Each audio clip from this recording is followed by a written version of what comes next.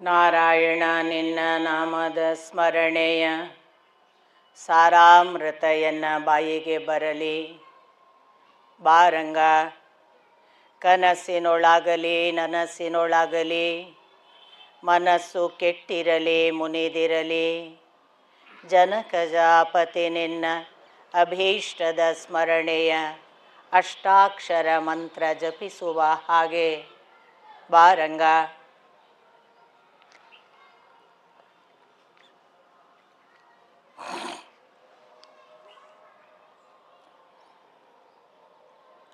ನಾರಾಯಣಂ ನಮಸ್ಕೃತ್ಯ ನರಂಚೈವ ನರೋತ್ತಮಂ ದೇವೀಂ ಸರಸ್ವತೀಂ ವ್ಯಾಸಂ ತತೋ ಜಯಮುದೀರಯೇತ್.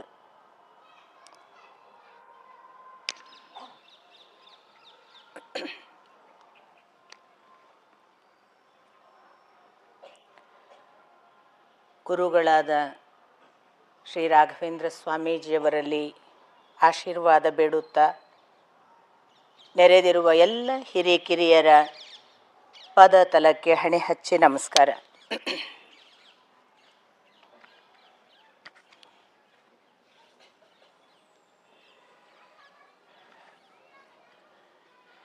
ನಿನ್ನೆ ದಿನ ನಾವು ಸಾಮಾನ್ಯವಾಗಿ ಯಾವುದನ್ನು ಮಹಾಭಾರತದ ಬಹಳ ದೊಡ್ಡ ಒಂದು ಘಟನೆ ಅಥವಾ ಪ್ರಮುಖ ಘಟ್ಟ ಅಂತ ಭಾವಿಸ್ತೇವೆ, ಅಂಥದ್ದೊಂದು ಘಟ್ಟವನ್ನು ನೋಡಿದೆವು. ಅದು ಸಭಾಪರ್ವದಲ್ಲಿ ಬರುವ ದ್ರೌಪದಿಯ ವಸ್ತ್ರಾಪಹರಣ. ಆ ಇಡೀ ಘಟನೆ, ಅದರ ಹಿಂದೆ ಇರುವ ಮುಂದೆ ಇರುವ ಎಲ್ಲ ಕಾರ್ಯಕಾರಣಗಳನ್ನು ಗಮನಿಸಿದಾಗ ಅನೇಕರಿಗೆ ಬೇರೆ ಬೇರೆ ಪ್ರಶ್ನೆಗಳಿದೆ. ನಿನ್ನೆಯ ದಿನ ನನ್ನ ಜೊತೆಗೆ ಮಾತು ಮುಗಿದ ಮೇಲೆ ಕೆಲವು ರೀತಿಯ ಪ್ರಶ್ನೆಗಳನ್ನು ಕೇಳಿದರು. ಅದರಲ್ಲಿ ಬಹಳ ಮುಖ್ಯವಾಗಿ ಎಲ್ಲರಿಗೂ ಬಂದ ಪ್ರಶ್ನೆ, ಅಲ್ಲಿ ದ್ರೌಪದಿ ನಕ್ಕಳು ಮತ್ತು ಭೀಮ ಒಂದು ಅವಮಾನ ಮಾಡಿದ್ದಾನೆ ಅನ್ನುವುದು ಇದೆಯಲ್ಲ ಅಂತ. ಸಭಾಭವನವನ್ನು ನೋಡುವ ವಿವರಣೆಯಲ್ಲಿ ದ್ರೌಪದಿ ನಕ್ಕ ವಿವರ ಇಲ್ಲ. ಅಂದರೆ ಸಭಾಭವನವನ್ನು ದುರ್ಯೋಧನ ನೋಡ್ತಾ ಹೋದಾಗ ಅವನು ಬಿದ್ದ, ನೀರಿನಲ್ಲಿ ಬಿದ್ದ, ಅಥವಾ ಮೊದಲು ನೀರು ಇದ್ದು ಅಂತ ಎಣಿಸಿ ಅಲ್ಲಿ ನೀರಿಲ್ಲದೆ ನಗಿಸಿಕೊಂಡ, ಮುಂದೆ ನೀರಿಲ್ಲ ಅಂತ ಎಣಿಸಿ ಅದರಲ್ಲಿ ಕಾಲಿಟ್ಟು ನೀರಿಗೆ ಬಿದ್ದು ನಗಿಸಿಕೊಂಡ, ಅದಾದ ಮೇಲೆ ಈ ಅವಮಾನ ತಡೆಯಲಾಗದೆ ಬಾಗಿಲಿನ ಕಡೆಗೆ ಹೋಗಿ ಬಾಗಿಲು ಹೊಡೆಸಿಕೊಂಡು ಎಲ್ಲರಿಂದ ಅವಮಾನಿತನಾದ. ಈ ವಿವರಗಳನ್ನು ವೇದವ್ಯಾಸರು ಕೊಡುವಾಗ ಅಲ್ಲಿ ಎಲ್ಲರೂ ನಕ್ಕರು ಅನ್ನೋದಿದೆ. ಎಲ್ಲರೂ ಅಂದಾಗ ಅಲ್ಲಿ ಯುಧಿಷ್ಠಿರನ, ದ್ರೌಪದಿಯ ಮತ್ತು ಕೃಷ್ಣನ ಉಲ್ಲೇಖ ಇಲ್ಲ. ಕೃಷ್ಣನನ್ನು ಆಗಲೇ ಕಳುಹಿಸಲಾಗಿದೆ. ಉಳಿದವರ ವಿವರಗಳಲ್ಲಿ ದ್ರೌಪದಿ ಮತ್ತು ಯುಧಿಷ್ಠಿರ ಅಲ್ಲಿ ಉಪಸ್ಥಿತರಿದ್ದ ಉದಾಹರಣೆ ಅಥವಾ ಉಲ್ಲೇಖ ಮಹಾಭಾರತದಲ್ಲಿ ನಾನು ಓದಿದ ಪಠ್ಯದಲ್ಲಂತೂ ಇಲ್ಲ. ಇನ್ನು ಎರಡನೆಯ ಭಾಗ ನಾವು ಭಾವಿಸುವಂಥದ್ದು, ಹಾಗಾದರೆ ಅದು ಎಲ್ಲಿಂದ ಬಂತು?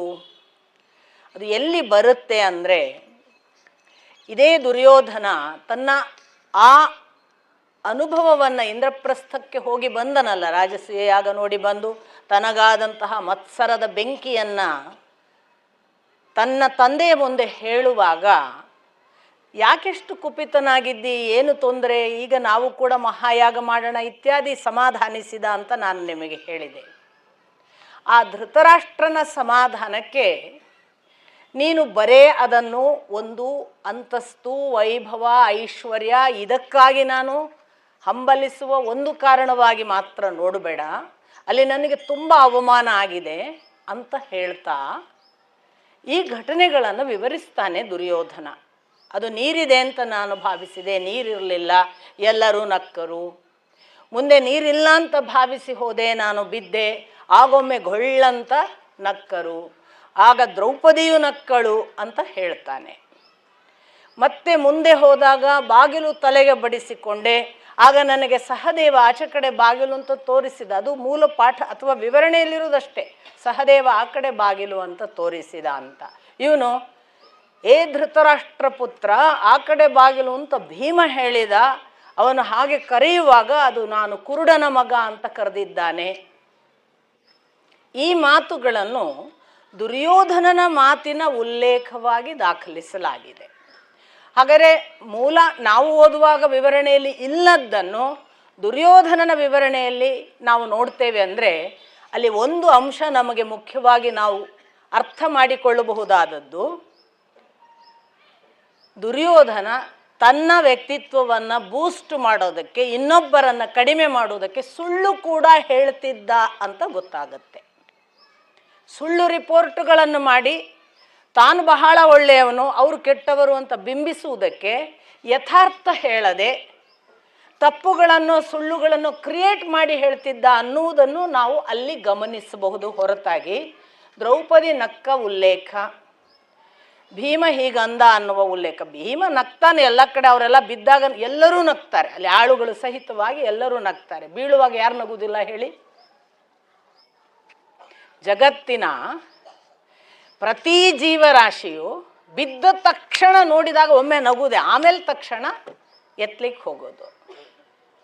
ಜೀವ ಬೀಳುವಾಗ ಪ್ರತಿಯೊಂದು ಜೀವವು ಯಾಕೆ ನಗ್ತದೆ ಅಂತ ಸ್ವಲ್ಪ ಯೋಚನೆ ಮಾಡಿ. ಸಂಬಂಧ ಇರಲಿ ಇಲ್ಲದೇ ಇರಲಿ, ನಮ್ಮವರಿರಲಿ ನಮ್ಮವರಲ್ಲದೇ ಇರಲಿ, ಬಿದ್ದ ತಕ್ಷಣ ಒಂದು ನಗು ಬಂದು ಆಮೇಲೆ ಚೆಚೆ ಅಂತ ಕಂಟ್ರೋಲ್ ಮಾಡಿ ಹೋಗಿ ಆ ಬಿದ್ದ ರೀತಿಯನ್ನು ಬೀಳುವ ಸಂದರ್ಭವನ್ನು ನೆನೆದು ಒಂದು ಕ್ಷಣಕ್ಕೆ ಚಕ್ಕಂತ ಅದು ಒಂದು ಹಾಸ್ಯಾಸ್ಪದ ವಿಷಯವೇ ಆಗ್ತದೆ.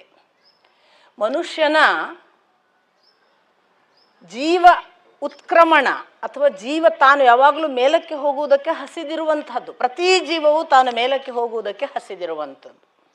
ಹಾಗಾಗಿ ಮೇಲಕ್ಕೆ ಹೋಗುವುದು ಪ್ರತಿ ಜೀವಕ್ಕೆ ತುಂಬ ಒಂದು ಶ್ರಮದ ಪರಿಶ್ರಮದ ಸಾಧನೆಯ ಮೂಲಕ ಸಾಧ್ಯವಾಗುವುದು. ಅದು ಪರಿಶ್ರಮದಿಂದ ಮೇಲೆ ಹೋಗುವುದು, ಸಾಧನೆಯ ಮೂಲಕ ತಪಸ್ಸಿನ ಮೂಲಕ ಹೋಗುವುದು ಒಂದು ಭಾಗವಾಗಿ ಮನುಷ್ಯ ಅದನ್ನು ತನ್ನ ಜೀವ ಸಂಸ್ಕಾರದಲ್ಲಿ ರೂಢಿಸಿಕೊಂಡು ಬಂದಿದ್ದಾನೆ. ಎಲ್ಲರಿಗೂ ಆ ಅನುಭವ ಇದೆ. ಒಂದಲ್ಲ ಒಂದು ರೀತಿಯಿಂದ ನಾವು ಹುಟ್ಟಿಂದ ಮೇಲೆ ಹೋಗಲಿಕ್ಕೆ ಪ್ರಯತ್ನ ಪಡೋದಲ್ವಾ? ಇರುವ ಹಾಗೆ ಯಾರಿರ್ತೇವೆ? ಈಗಿರುವ ಸ್ಥಿತಿಗಿಂತ ಉನ್ನತ ಸ್ಥಿತಿಗೆ ಹೋಗುವುದೇ ಪ್ರತಿಯೊಬ್ಬರ ಹಸಿವು. ಹಾಗಾಗಿ ಆ ಉನ್ನತ ಸ್ಥಿತಿಗೆ ಹೋಗುವ ಪ್ರತಿಯೊಬ್ಬರ ಹಸಿವಿನ ನಡುವೆ ಒಬ್ಬ ಬಿದ್ದಾಗ ಬೀಳುವುದು ಬಹಳ ಸಹಜ ಅಂತ ಎಲ್ಲರಿಗೂ ಗೊತ್ತುಂಟು. ನಾವು ಎಷ್ಟು ಮೇಲೆ ಹೋಗ್ಲಿಕ್ಕೆ ಪ್ರಯತ್ನ ಪಟ್ಟರೂ ಬೀಳ್ತಲೇ ಇರ್ತೇವೆ ಅಂತ ಎಲ್ಲರಿಗೂ ಗೊತ್ತುಂಟು. ಹಾಗಾಗಿ ಬೀಳುವಾಗ ಜೀವಕ್ಕೆ ಅದನ್ನು ನೋಡಿದ ತಕ್ಷಣ ಜೀವದ ಒಳಗೆ ಆರಾಮಾಗಿ ಕುತ್ಕೊಂಡ ಈ ಅಹಂಕಾರಕ್ಕೆ ನಗು ಬರುವುದು ಬಹಳ ಸಹಜವಾದ ವಿಷಯ. ಹಾಗಾಗಿ ಅದೇನೋ ದುರ್ಯೋಧನ ಬಿದ್ದ ಅನ್ನುವ ಕಾರಣಕ್ಕೆ ನಕ್ಕ ಹಾಗೇನು ಭಾವಿಸಬೇಕಾಗಲಿ. ಯಾರು ಬಿದ್ದರೂ ನಗ್ತಿದ್ರು ಅವರಷ್ಟೇ, ಆಳುಗಳು ಮೊದಲು ಮಾಡಿ. ಇದು ಒಂದು ಭಾಗ. ಬಹಳ ಆಶ್ಚರ್ಯ ಏನು ಗೊತ್ತಾ, ದುರ್ಯೋಧನ ಅಲ್ಲಿ ಆ ದಿವಸ ಅದನ್ನು ಅಷ್ಟು ರಾಜಸೂಯ ಯಾಗ ಬಂದು ನೋಡಿ ಒಂದು ಮಾತು ಹೇಳ್ತಾನೆ ಧೃತರಾಷ್ಟ್ರನ ಹತ್ರ. ಅಪ್ಪ, ಪಾರ್ಥ ಮತ್ತು ಕೃಷ್ಣ ಎಷ್ಟು ಅನ್ಯೋನ್ಯರಾಗಿದ್ದಾರೆ ಎಂದರೆ ನೋಡಿ, ಅವನಿಗೆ ಗೊತ್ತಾಗುತ್ತೆ ಪಾರ್ಥ ಮತ್ತು ಕೃಷ್ಣ ಎಷ್ಟು ಅನ್ಯೋನ್ಯರಾಗಿದ್ದಾರೆ ಎಂದರೆ ಪಾರ್ಥನ ಆತ್ಮ ಕೃಷ್ಣ, ಕೃಷ್ಣನ ಆತ್ಮ ಪಾರ್ಥ ಎನ್ನುವಂತೆ ಇದ್ದಾರೆ. ಅವನು ಇವನಿಗಾಗಿ ಪ್ರಾಣ ಬಿಡಬಲ್ಲ, ಪಾರ್ಥ ಕೃಷ್ಣನಿಗಾಗಿ ಪ್ರಾಣ ಬಿಡಬಲ್ಲ, ಕೃಷ್ಣ ಪಾರ್ಥನಿಗಾಗಿ ಏನೂ ಮಾಡಬಲ್ಲ. ಪಾರ್ಥ ಕೃಷ್ಣನಿಗಾಗಿ ಸ್ವರ್ಗಲೋಕವನ್ನೂ ತ್ಯಜಿಸಿಯಾನು, ಕೃಷ್ಣ ಪಾರ್ಥನಿಗಾಗಿ ಸರ್ವಸ್ವವನ್ನೂ ಕೊಟ್ಟಾನು. ಹಾಗಿದೆ ಅವರ ಬಾಂಧವ್ಯ. ಅದೇನು ಸರಳವಾದದ್ದಲ್ಲ, ನಾವು ಬೇಗ ನಿವಾರಿಸಿಕೊಳ್ಳಬೇಕು ಅನ್ನುವ ಮಾತನ್ನು ದುರ್ಯೋಧನ ಹೇಳ್ತಾನೆ. ಹಾಗಾಗಿ ದುರ್ಯೋಧನನಿಗೆ ಅದೊಂದು ಥರದ ತನ್ನನ್ನು ತಾನು ಸೆಲ್ಫ್ ಬೂಸ್ಟ್ ಮಾಡಿ ತಾನು ಒಳ್ಳೆಯವನಂತ ಪ್ರೆಸೆಂಟ್ ಮಾಡುವುದಕ್ಕಾಗಿ ಒಂದೆರಡು ಸುಳ್ಳುಗಳನ್ನು ಆ್ಯಡ್ ಮಾಡಿದ ಹಾಗೆ ಕಾಣ್ತದೆ. ಇನ್ನು ಇದರ ನಂತರದ ಭಾಗ, ಕೆಲವರಿಗೆ ಕೆಲವು ಥರದ 3-4 ಕಥೆಗಳು ಗೊತ್ತಿವೆ. ಅದು ಏನು, ಅವಳಿಗೆ ವಸ್ತ್ರ ಕೊಟ್ಟದ್ದು ಯಾಕೆ, ಹಿಂದೊಂದೇನೋ ಒಂದು ಉಪಕಾರ ಮಾಡಿದ್ಲು, ಕೈಗೆ ಗಾಯ ಆಗಿತ್ತು ಕೃಷ್ಣನಿಗೆ, ಆಗ ತಕ್ಷಣ ಬಂದು ಬಟ್ಟೆ ಸುತ್ತಿ ಅವಳು ಆ ರಕ್ತ ನಿವಾರಿಸಿದ್ಲು. ಇಂಥ ಕಥೆಗಳನ್ನು ಕನೆಕ್ಟ್ ಮಾಡಿ ಅದನ್ನೊಂದು ಸ್ವಲ್ಪ ರಮ್ಯ ಮಾಡುವವರು ಇದ್ದಾರೆ. ಭಾರತದ ಪಠ್ಯದಲ್ಲಿ ಅವೆಲ್ಲ ಇಲ್ಲ. ಅದನ್ನು ಆಚೆ ಈಚೆಯಿಂದ ಎಲ್ಲೆಲ್ಲಿಂದ ತೊಗೊಂಬರ್ತಾರೆ. ಹಾಗೆ ನೋಡ್ಲಿಕ್ಕೆ ಹೋದರೆ ದ್ರೌಪದಿ ಮತ್ತು ಯುಧಿಷ್ಠಿರ ಅಂತಃಪುರದಲ್ಲಿದ್ದಾಗ, ಆ ಯುಧಿಷ್ಠಿರ ಅಂತಃಪುರದಲ್ಲಿ ಇದ್ದಾಗ ಅರ್ಜುನ ಹೋದನಲ್ಲ, ಹೋದದ್ದು ಬ್ರಾಹ್ಮಣರು ಬಂದು ನಮ್ಮ ದನಗಳನ್ನು ಕಳ್ಳರು ಕೊಳ್ಳೆ ಹೊಡೆದಿದ್ದಾರೆ ಅಂದಾಗ ಅಂತ ನಮ್ಮ ಭಾರತದ ಕಥೆ. ನೀವು ಯಕ್ಷಗಾನದಲ್ಲಿ ಅದಕ್ಕೊಂದು ಸುಂದರವಾದ ಕಥೆನೇ ಇದೆ, ಉಪಕಥೆಯಾಗಿ ಅವರೇ ನಿರ್ಮಾಣ ಮಾಡ್ತಾರೆ. ಭಾರತದ ಕಥೆಗಳಿಗೆ ಬಹಳ ದೊಡ್ಡ ಕ್ವಾಲಿಟಿ ಏನು ಅಂದರೆ, ಯಾರು ಹೇಗೆ ಬೇಕೋ ಅದನ್ನು ವಿಸ್ತರಿಸುವ ಹಾಗೆ ಅದು ಇದೆ, ಅದು ಅದರ ಗುಣ. ಕೆಲವು ಭಕ್ತಿ ಪ್ರಧಾನವಾಗಿ ವಿಸ್ತಾರ ಆಗುತ್ತೆ. ಈಗ ಶಬರಿ ಒಂದೊಂದೇ ಹಣ್ಣುಗಳನ್ನು ಒಣಗಿಸಿ ಇಟ್ಟಳು ಅಂತ ಮಾತ್ರ ಮೂಲ ಕಾವ್ಯದಲ್ಲಿರೋದು, ರಾಮಾಯಣದಲ್ಲಿ. ಕಚ್ಚಿ ನೋಡಿ, ರುಚಿ ನೋಡಿ, ಹುಳಿ ಇದ್ದರೆ ಆಚೆಗಿಟ್ಟು, ಸಿಹಿ ಇದ್ದರೆ ಮಾತ್ರ ಇಟ್ಟಳು ಅನ್ನೋದು ಆನಂತರ ಭಕ್ತರು ಮಾಡಿದ ಅದರ ವಿಸ್ತಾರ. ಆದರೆ ಭಕ್ತಿಗೆ ಅದು ಪೂರಕವಾಗ್ತಿದೆ, ಅದರಿಂದ ಚಂದ. ಹಾಗೆ ಭಕ್ತರು ವಿಸ್ತಾರ ಮಾಡುವಂತಹ ಭಾಗದ ಹಾಗೆ ಯುಧಿಷ್ಠಿರನ ಕಥೆಯಲ್ಲಿ ಏನು ಬರುತ್ತೆ ಅಂದರೆ, ಅವರಿಗೊಂದು ಕಡ್ಡಾಯ ನಿಯಮ ಇತ್ತು, ಒಳಗೋಗೋರು ಹೊರಗಡೆ ಚಪ್ಪಲಿ ಇಟ್ಟು ಹೋಗಬೇಕು. ಅಲ್ಲಿ ಚಪ್ಪಲಿ ಇದೆ ಅಂದರೆ ಒಬ್ಬಳು ಯಾರೋ ಒಳಗಿದ್ದಾರೆ ಅಂತ ಅರ್ಥ, ಚಪ್ಪಲಿ ಇಲ್ಲಾದರೆ ಅಂಡರ್ಸ್ಟುಡ್ ಅಲ್ಲಿ ಯಾರಿಲ್ಲ, ದ್ರೌಪದಿ ಇದ್ದಾಳೆ ಅಂತ ಅರ್ಥ. ಹೀಗೊಂದು ಅವರು ನಿಯಮ ಮಾಡ್ಕೊಂಡಿದ್ರು. ಆ ದಿವಸ ಯುಧಿಷ್ಠಿರ ಚಪ್ಪಲಿ ಬಿಟ್ಟು ಹೋಗಿದ್ದ, ಯಾವುದೋ ನಾಯಿ ಎತ್ಕೊಂಡು ಹೋಗ್ಬಿಟ್ಟಿತ್ತು. ಹೀಗಾಗಿ ಅಲ್ಲಿ ಅರ್ಜುನನಿಗೆ ಗೊತ್ತಿಲ್ಲ, ನಾಯಿ ತಗೊಂಡು ಹೋಗಿದ್ದರಿಂದ ಅವನಿಗೆ ಗೊತ್ತಿಲ್ಲದೆ ಅವನು ಒಳಗೋದ. ಅವನಿಗೆ ಯುಧಿಷ್ಠಿರ ಇರೋ ಕಲ್ಪನೆನೇ ಇಲ್ಲ. ಒಳಗೆ ಬಂದುಬಿಟ್ಟ ಮೇಲೆ ಅವನು ದ್ರೌಪದಿಗೆ ಹೇಳಿದ, ಹೀಗೆ ಅಲ್ಲಿ ಚಪ್ಪಲಿ ಇರಲಿಲ್ಲ, ಅದಕ್ಕೆ ಬಂದೆ, ಕ್ಷಮೆ ಇರಲಿ ಅಂತ. ದ್ರೌಪದಿಗೆ ಸಿಟ್ಟು ಬಂತು. ಸಿಟ್ಟು ಯಾರ ಮೇಲೆ ಮಾಡಬೇಕು? ನಾಯಿ ಮೇಲೆ ಮಾಡಬೇಕು. ಸೊ ನಾಯಿಗೆ ಅವಳು ಶಾಪ ಕೊಟ್ಟಳು, ನಾನು ಅಂತಃಪುರದಲ್ಲಿ ಏಕಾಂತದಲ್ಲಿರುವಾಗ ಭಂಗ ಮಾಡುವುದಕ್ಕೆ ಕಾರಣವಾದ ನಿನಗೆ, ನಿನ್ನ ಕಾಮ ಕಾರಣವಾದ ಕ್ರೀಡೆ ಮಾಡುವಾಗ ಸಾರ್ವಜನಿಕರು ನಗುವಷ್ಟು ಅವಮಾನಕಾರಕವಾದ ಕಾಮ ನಿನಗೆ ಸಂಭವಿಸಲಿ, ನಿನಗೆ ಬಿಡುಗಡೆ ಆಗದಿರಲಿ ಅಂತ ನಾಯಿಗೆ ಶಾಪ ಕೊಟ್ಟಳು ಅಂತ. ಹಾಗಾಗಿ ನಾಯಿ ಅದು ಒಮ್ಮೆ ಸುರತ ಕ್ರೀಡೆಗೆ ತೊಡಗಿದರೆ, ಗಂಡು ನಾಯಿ ಹೆಣ್ಣನ್ನು ಪ್ರವೇಶ ಮಾಡುವವರೆಗೆ ಮಾತ್ರ ಗಂಡಿನ ಆರ್ಭಟ, ಆಮೇಲೆ ಹೆಣ್ಣಿನ ವಶ. ಅದು ಹೆಣ್ಣು ಬಿಟ್ಟು ಕೊಡುವವರೆಗೆ ಗಂಡು ಬಿಡುಗಡೆ ಇಲ್ಲ, ಎಳ್ಕೊಂಡು ಹೋಗುವವರೆಗೆಲ್ಲ ಇದೆ ಅವುಗಳ ದುರಂತ ಕಾಮ. ನೀವು ಗೊತ್ತಿರಬಹುದು, ಇಡೀ ಪ್ರಾಣಿ ಸಂಕುಲದಲ್ಲಿ ಜೀವರಾಶಿಗಳಲ್ಲೇ ಅತ್ಯಂತ ಭಯಾನಕ ಮತ್ತು ನೋಡುವುದಕ್ಕೆ ಅಸಹನೀಯ ಕಾಮ ನಾಯಿಗಳದ್ದು. ಅದಕ್ಕೆ ಆ ನಾಯಿಯ ಕಾಮಕ್ಕೆ ಕಾರಣ ದ್ರೌಪದಿಯ ಶಾಪ ಅಂತ ಯಾರೋ ಕಥೆ ಬೆಳೆಸಿದ್ರು. ಹೀಗೆಲ್ಲ ಕಥೆಗಳು ಬೆಳೀತವೆ, ಅವು ಯಾವ ಮೂಲ ಪಾಠ ಅಲ್ಲ. ಅಂದರೆ ಮಹಾಭಾರತದಲ್ಲಿ ಅಂಥ ಯಾವ ವಿವರಣೆಗಳು ಇಲ್ಲ. ಹಾಗೆಯೇ ಈ ಬಟ್ಟೆ ಮತ್ತೊಂದು ಮಗದೊಂದು, ಅದು ಒಂದು ಭಾಗ. ಆ ಥರದ ಪಠ್ಯ ವಿವರಗಳಿಲ್ಲ. ಎರಡನೇದು, ಹಾಗೆ ಕೃಷ್ಣ ತಾನು ಪ್ರತ್ಯಕ್ಷನಾಗಿ ಬಟ್ಟೆಯನ್ನು ಅನುಗ್ರಹಿಸಿ ಇವನು ಎಳೆದಷ್ಟು ಬಟ್ಟೆ ಬಂತು ಅನ್ನುವುದೇ ಇಲ್ಲ ಅನ್ನೋದು ಇನ್ನೊಂದು ಥರದ ವಿವರಣೆ ಕೊಡುವ ಮಾತುಗಳು, ಪಾಠಗಳು ಕೂಡ ಭಾರತದಲ್ಲಿ ಇವೆ. ಅದು ಒಂದು ದೃಷ್ಟಿಯಿಂದ ನಮ್ಮ ಅಪ್ಪ ಹೇಳೋದೇನು ಅಂದರೆ, ಹೆಣ್ಣು ಮಕ್ಕಳು ಒಂದು ಗಂಟು ಹಾಕ್ತಿದ್ರು. ಆ ಗಂಟು ಹೇಗೆ ಅಂದರೆ ಅವರಿಗಲ್ಲದೆ ಇನ್ಯಾರಿಗೂ ಬಿಚ್ಚಲಿಕ್ಕೆ ಬರ್ತಿರಲಿಲ್ಲ ಅಂತ. ಅವರು ಅವರ ಸುರಕ್ಷಿತತೆಗಾಗಿ ಅವರದ್ದೊಂದು ಗಂಟು ಹಾಕುವ, ಮುಂಡು ಉಡುವಾಗ ಒಂದು ಗಂಟು ಹಾಕುವ ಪ್ರಕ್ರಿಯೆ ಇತ್ತು. ಅದನ್ನು ಇನ್ಯಾವ ಕಾರಣಕ್ಕೂ ಬೇರೆಯವರಿಗೆ ಬಿಚ್ಚಲಿಕ್ಕೆ ಸಾಧ್ಯವಾಗ್ತಿರಲಿಲ್ಲ. ಹಾಗಾಗಿ ದುಶ್ಯಾಸನ ಸೋತ ಅನ್ನೋದು ಒಂದು ಥರದಲ್ಲಿ ಕೆಲವರು ಇಂಟರ್ಪ್ರೆಟ್ ಮಾಡ್ತಾರೆ. ಇನ್ನು ಕೆಲವರು ಅದು ಒಂದು ಬಟ್ಟೆ ಕಳಚಿದಾಗ ಬಟ್ಟೆ ಕಳಚಲೇ ಇಲ್ಲ ಅನ್ನುವ ಹಾಗೆ ಒಂದು ಭಾವವನ್ನು ಕೊಡುವ ಯಾವುದೋ ಪವಾಡ ನಡೆಯಿತು. ಕಣ್ಣಿಗೆ ಯಾರಿಗೂ ಕೂಡ ಇಲ್ಲಿ ಇರುವ ಅಷ್ಟೂ ಜನರಿಗೆ ಬಟ್ಟೆ ಹಾಗೇ ಇದೆ ಅಲ್ಲ ಅನ್ನಿಸ್ತಿತ್ತು. ಹಾಗಾಗಿ ಅವನು ಮತ್ತೆ ಇವನಿಗೂ ಕಾಣಿಸ್ತಿರ್ತಾರೆ, ಇನ್ನೂ ಬಟ್ಟೆ ಇದೆಲ್ಲ, ಮತ್ತೆ ತೆಗೆದರೆ ಮತ್ತೊಂದು ಬಟ್ಟೆ ಇತ್ತು, ಒಟ್ಟು ಬಟ್ಟೆ ಮುಗಿಯಲಿಲ್ಲ. ಹೀಗೂ ವಿವರಣೆಗಳೆಲ್ಲ ಇವೆ. ನನಗೆ ಇಲ್ಲಿ ಬಹಳ ಮುಖ್ಯವಾಗಿ ನೆನಪಾಗುವುದು, ನಿಮಗೆ ಅಗ್ನಿಶ್ರೀಧರ್ ಅನ್ನುವ ಒಬ್ಬ ಅಂಡರ್ವರ್ಲ್ಡ್ ಡಾನ್ ಅವರ ಹೆಸರು ಗೊತ್ತಿರಲಿಕ್ಕೆ ಸಾಕು. ಅವರ ಅಂಡರ್ವರ್ಲ್ಡ್ ಡಾನ್ ಅಲ್ಲ, ತಾನು ಅದನ್ನು ಬಿಟ್ಟಿದ್ದೇನೆ ಅಂತ ಹೇಳಿದ ನಂತರದಲ್ಲಿ ಅವರು ಪತ್ರಕರ್ತರಾಗಿ ತನ್ನ ತಂತ್ರಲೋಕದ ಅನುಭವಗಳನ್ನೆಲ್ಲ ಪುಸ್ತಕ ಬರೆದಿದ್ದಾರೆ. ಅವರೊಬ್ಬ ತಂತ್ರ ಸಾಧಕ ಕೂಡ. ಅವರು ಮಾಂತ್ರಿಕರ ಜಾಡಿನಲ್ಲಿ ಅಂತ ಒಂದು ಪುಸ್ತಕ ಬರೆದಿದ್ದಾರೆ. ಅಲ್ಲಿ ತಪನ್ ಅಂತ ಒಬ್ಬ ಸಾಧಕ ಬರ್ತಾನೆ. ಈ ತಪನ್ ಅನ್ನುವ ಸಾಧಕನಿಗೆ ನಿರಂತರವಾಗಿ ಏನು ಹಸಿವು ಅಂತಂದರೆ, ತಂತ್ರ ಮಾರ್ಗದಲ್ಲಿ ಹೆಣ್ಣನ್ನು ಗೆಲ್ಲುವುದಕ್ಕೆ ಬೇರೆ ಬೇರೆ ಕ್ರಮಗಳಿವೆ. ಈ ಕಾಮ ಅನ್ನೋದನ್ನು ಗೆಲ್ಲುವುದು ಒಂದು ತಾಯಿಯ ಮೂಲಕ, ತಾಯಿ ಅದನ್ನು ನನಗೆ ಸಾಧ್ಯ ಆಗಿಸ್ತಾಳೆ ಅನ್ನುವುದೇ ಅವರ ದೊಡ್ಡ ಒಂದು ಸಾಧನಾ ಪಥ. ಈ ತಪನ್ ಇಂಥದ್ದೊಂದು ಸಾಧನೆಯನ್ನು ಉದ್ದೇಶವಾಗಿಟ್ಟುಕೊಂಡು ಬಹಳಷ್ಟು ಈ ಕಾಶಿಯ ಭಾಗ, ಆ ಭಾಗಗಳಲ್ಲಿ ಸಿಕ್ಕುವ ಭೈರವಿಗಳನ್ನು ಹುಡುಕ್ತಿರ್ತಾರೆ, ತಾಂತ್ರಿಕ ಹೆಣ್ಣು ಮಕ್ಕಳನ್ನು. ಒಂದು ಸಂದರ್ಭ ಬರುತ್ತೆ, ನೀವು ಗಮನಿಸಿದ್ದೀರೋ ಇಲ್ಲೋ ಗೊತ್ತಿಲ್ಲ ಆ ಪುಸ್ತಕನ. ಒಳ್ಳೆಯದು ಯಾರ ಹತ್ರ ಇದ್ರೂ ಗುಣಕ್ಕೆ ಮತ್ಸರವಿಲ್ಲ ಅನ್ನೋ ಅರ್ಥದಲ್ಲಿ ನಾನು ಹೇಳೋದು. ಆ ಪುಸ್ತಕದಲ್ಲಿ ಒಂದು ಅದ್ಭುತವಾದ ಘಟನೆಯನ್ನು ಅವರು ಉಲ್ಲೇಖ ಮಾಡ್ತಾರೆ. ತಪನ್ನಿಗೆ ಏನಾಗುತ್ತೆ ಅಂದರೆ, ಒಬ್ಬಳು ತಾಯಿ ಅನ್ನಿಸಿಕೊಳ್ಳಬಹುದಾದ ಒಬ್ಬ ಭೈರವಿ ಸಿಗ್ತಾಳೆ. ಆ ಭೈರವಿಯ ಜೊತೆಗೆ ಇವರಿಗೆ ಸಂಪೂರ್ಣ ಒಂದು ನಂಬಿಕೆ ಬರುತ್ತೆ, ಇವಳು ನನ್ನ ದೈಹಿಕ ದೌರ್ಬಲ್ಯವಾದ ಕಾಮದಿಂದ ದಾಟಿಸ್ತಾಳೆ ಅಂತ. ಅವರು ಬೆನ್ನು ಹತ್ತುತ್ತಾರೆ. ಅವನ ಜೊತೆಗೆ ಮತ್ತೆ ಕಡೆಗೆ ಅವ್ರು ಒಬ್ಬರೊಬ್ಬರು ಬಹಳ ಆತ್ಮೀಯರಾಗ್ತಾರೆ, ಮಾತುಕತೆ ಆಗುತ್ತೆ. ಇವಳು ಸಂಪೂರ್ಣ ಅವನನ್ನು ಗಮನಿಸ್ತಿದ್ದಾಳೆ. ಅವಳಿಗೆ ಗೊತ್ತಾಗ್ತಿರ್ತದೆ ಇವನು ದೇಹದ ಕಾಮವನ್ನು ಇನ್ನೂ ದಾಟಿಲ್ಲ, ಇವನನ್ನು ದಾಟಿಸಬೇಕು, ಯಾಕಂದ್ರೆ ಇವನಿಗೊಂದು ಒಳಗೊಂದು ಈ ದೇಹದ ಕಾಮವನ್ನು ದಾಟಿಸುವ ಹಸಿವಿದೆ. ಎಲ್ಲ ಅರ್ಥ ಮಾಡ್ಕೊಂಡು, ಅಂದರೆ ಅವನನ್ನು ನೋಡಿಯೇ ತಿಳಿದು ಅವನನ್ನು ಒಂದು ಕ್ಲಬ್ಬಿಗೆ ಕರ್ಕೊಂಡು ಹೋಗ್ತಾಳೆ. ಅವನ ಮುಖಾಂತರವೇ. ಅವನು ತಪನ್ ಅಲ್ಲಿ ಒಬ್ಬ ಪ್ರತಿಷ್ಠಿತ ವ್ಯಕ್ತಿ, ಅವನಿಗೆ ಕ್ಲಬ್ ಮೆಂಬರ್ ಇರ್ತಾನೆ. ಕ್ಲಬ್ ಅಂದರೆ ನಿಮಗೆ ಗೊತ್ತಿದೆ, ಅಲ್ಲೊಂದು ಹೋಟೆಲ್ ರೂಮು ಇರುತ್ತೆ, ಅಲ್ಲಿ ಬೇಕಾದ ಊಟಗಳನ್ನು ಕೊಡ್ತಾರೆ, ಅಲ್ಲಿ ಇಸ್ಪೀಟ್ ಆಡುವುದು, ಕುಡಿಯುವುದು ಎಲ್ಲವೂ ಇರುತ್ತೆ. ಇವನು ಆ ಕ್ಲಬ್ಬಿನ ಮೆಂಬರ್ ಇರ್ತಾನೆ. ಇವರು ಏನು ಮಾಡ್ತಾರೆ ಅಂದರೆ, ನೀನೊಂದು ಕೆಲಸ ಮಾಡು, ನಾಳೆ ದಿನಕ್ಕೆ ಒಂದು ಕೋಣೆಯನ್ನು ನಮಗಾಗಿ ನಿಗದಿ ಮಾಡು, ನಾವು ನಾಳೆ ಕೋಣೆಗೆ ಹೋಗೋಣ.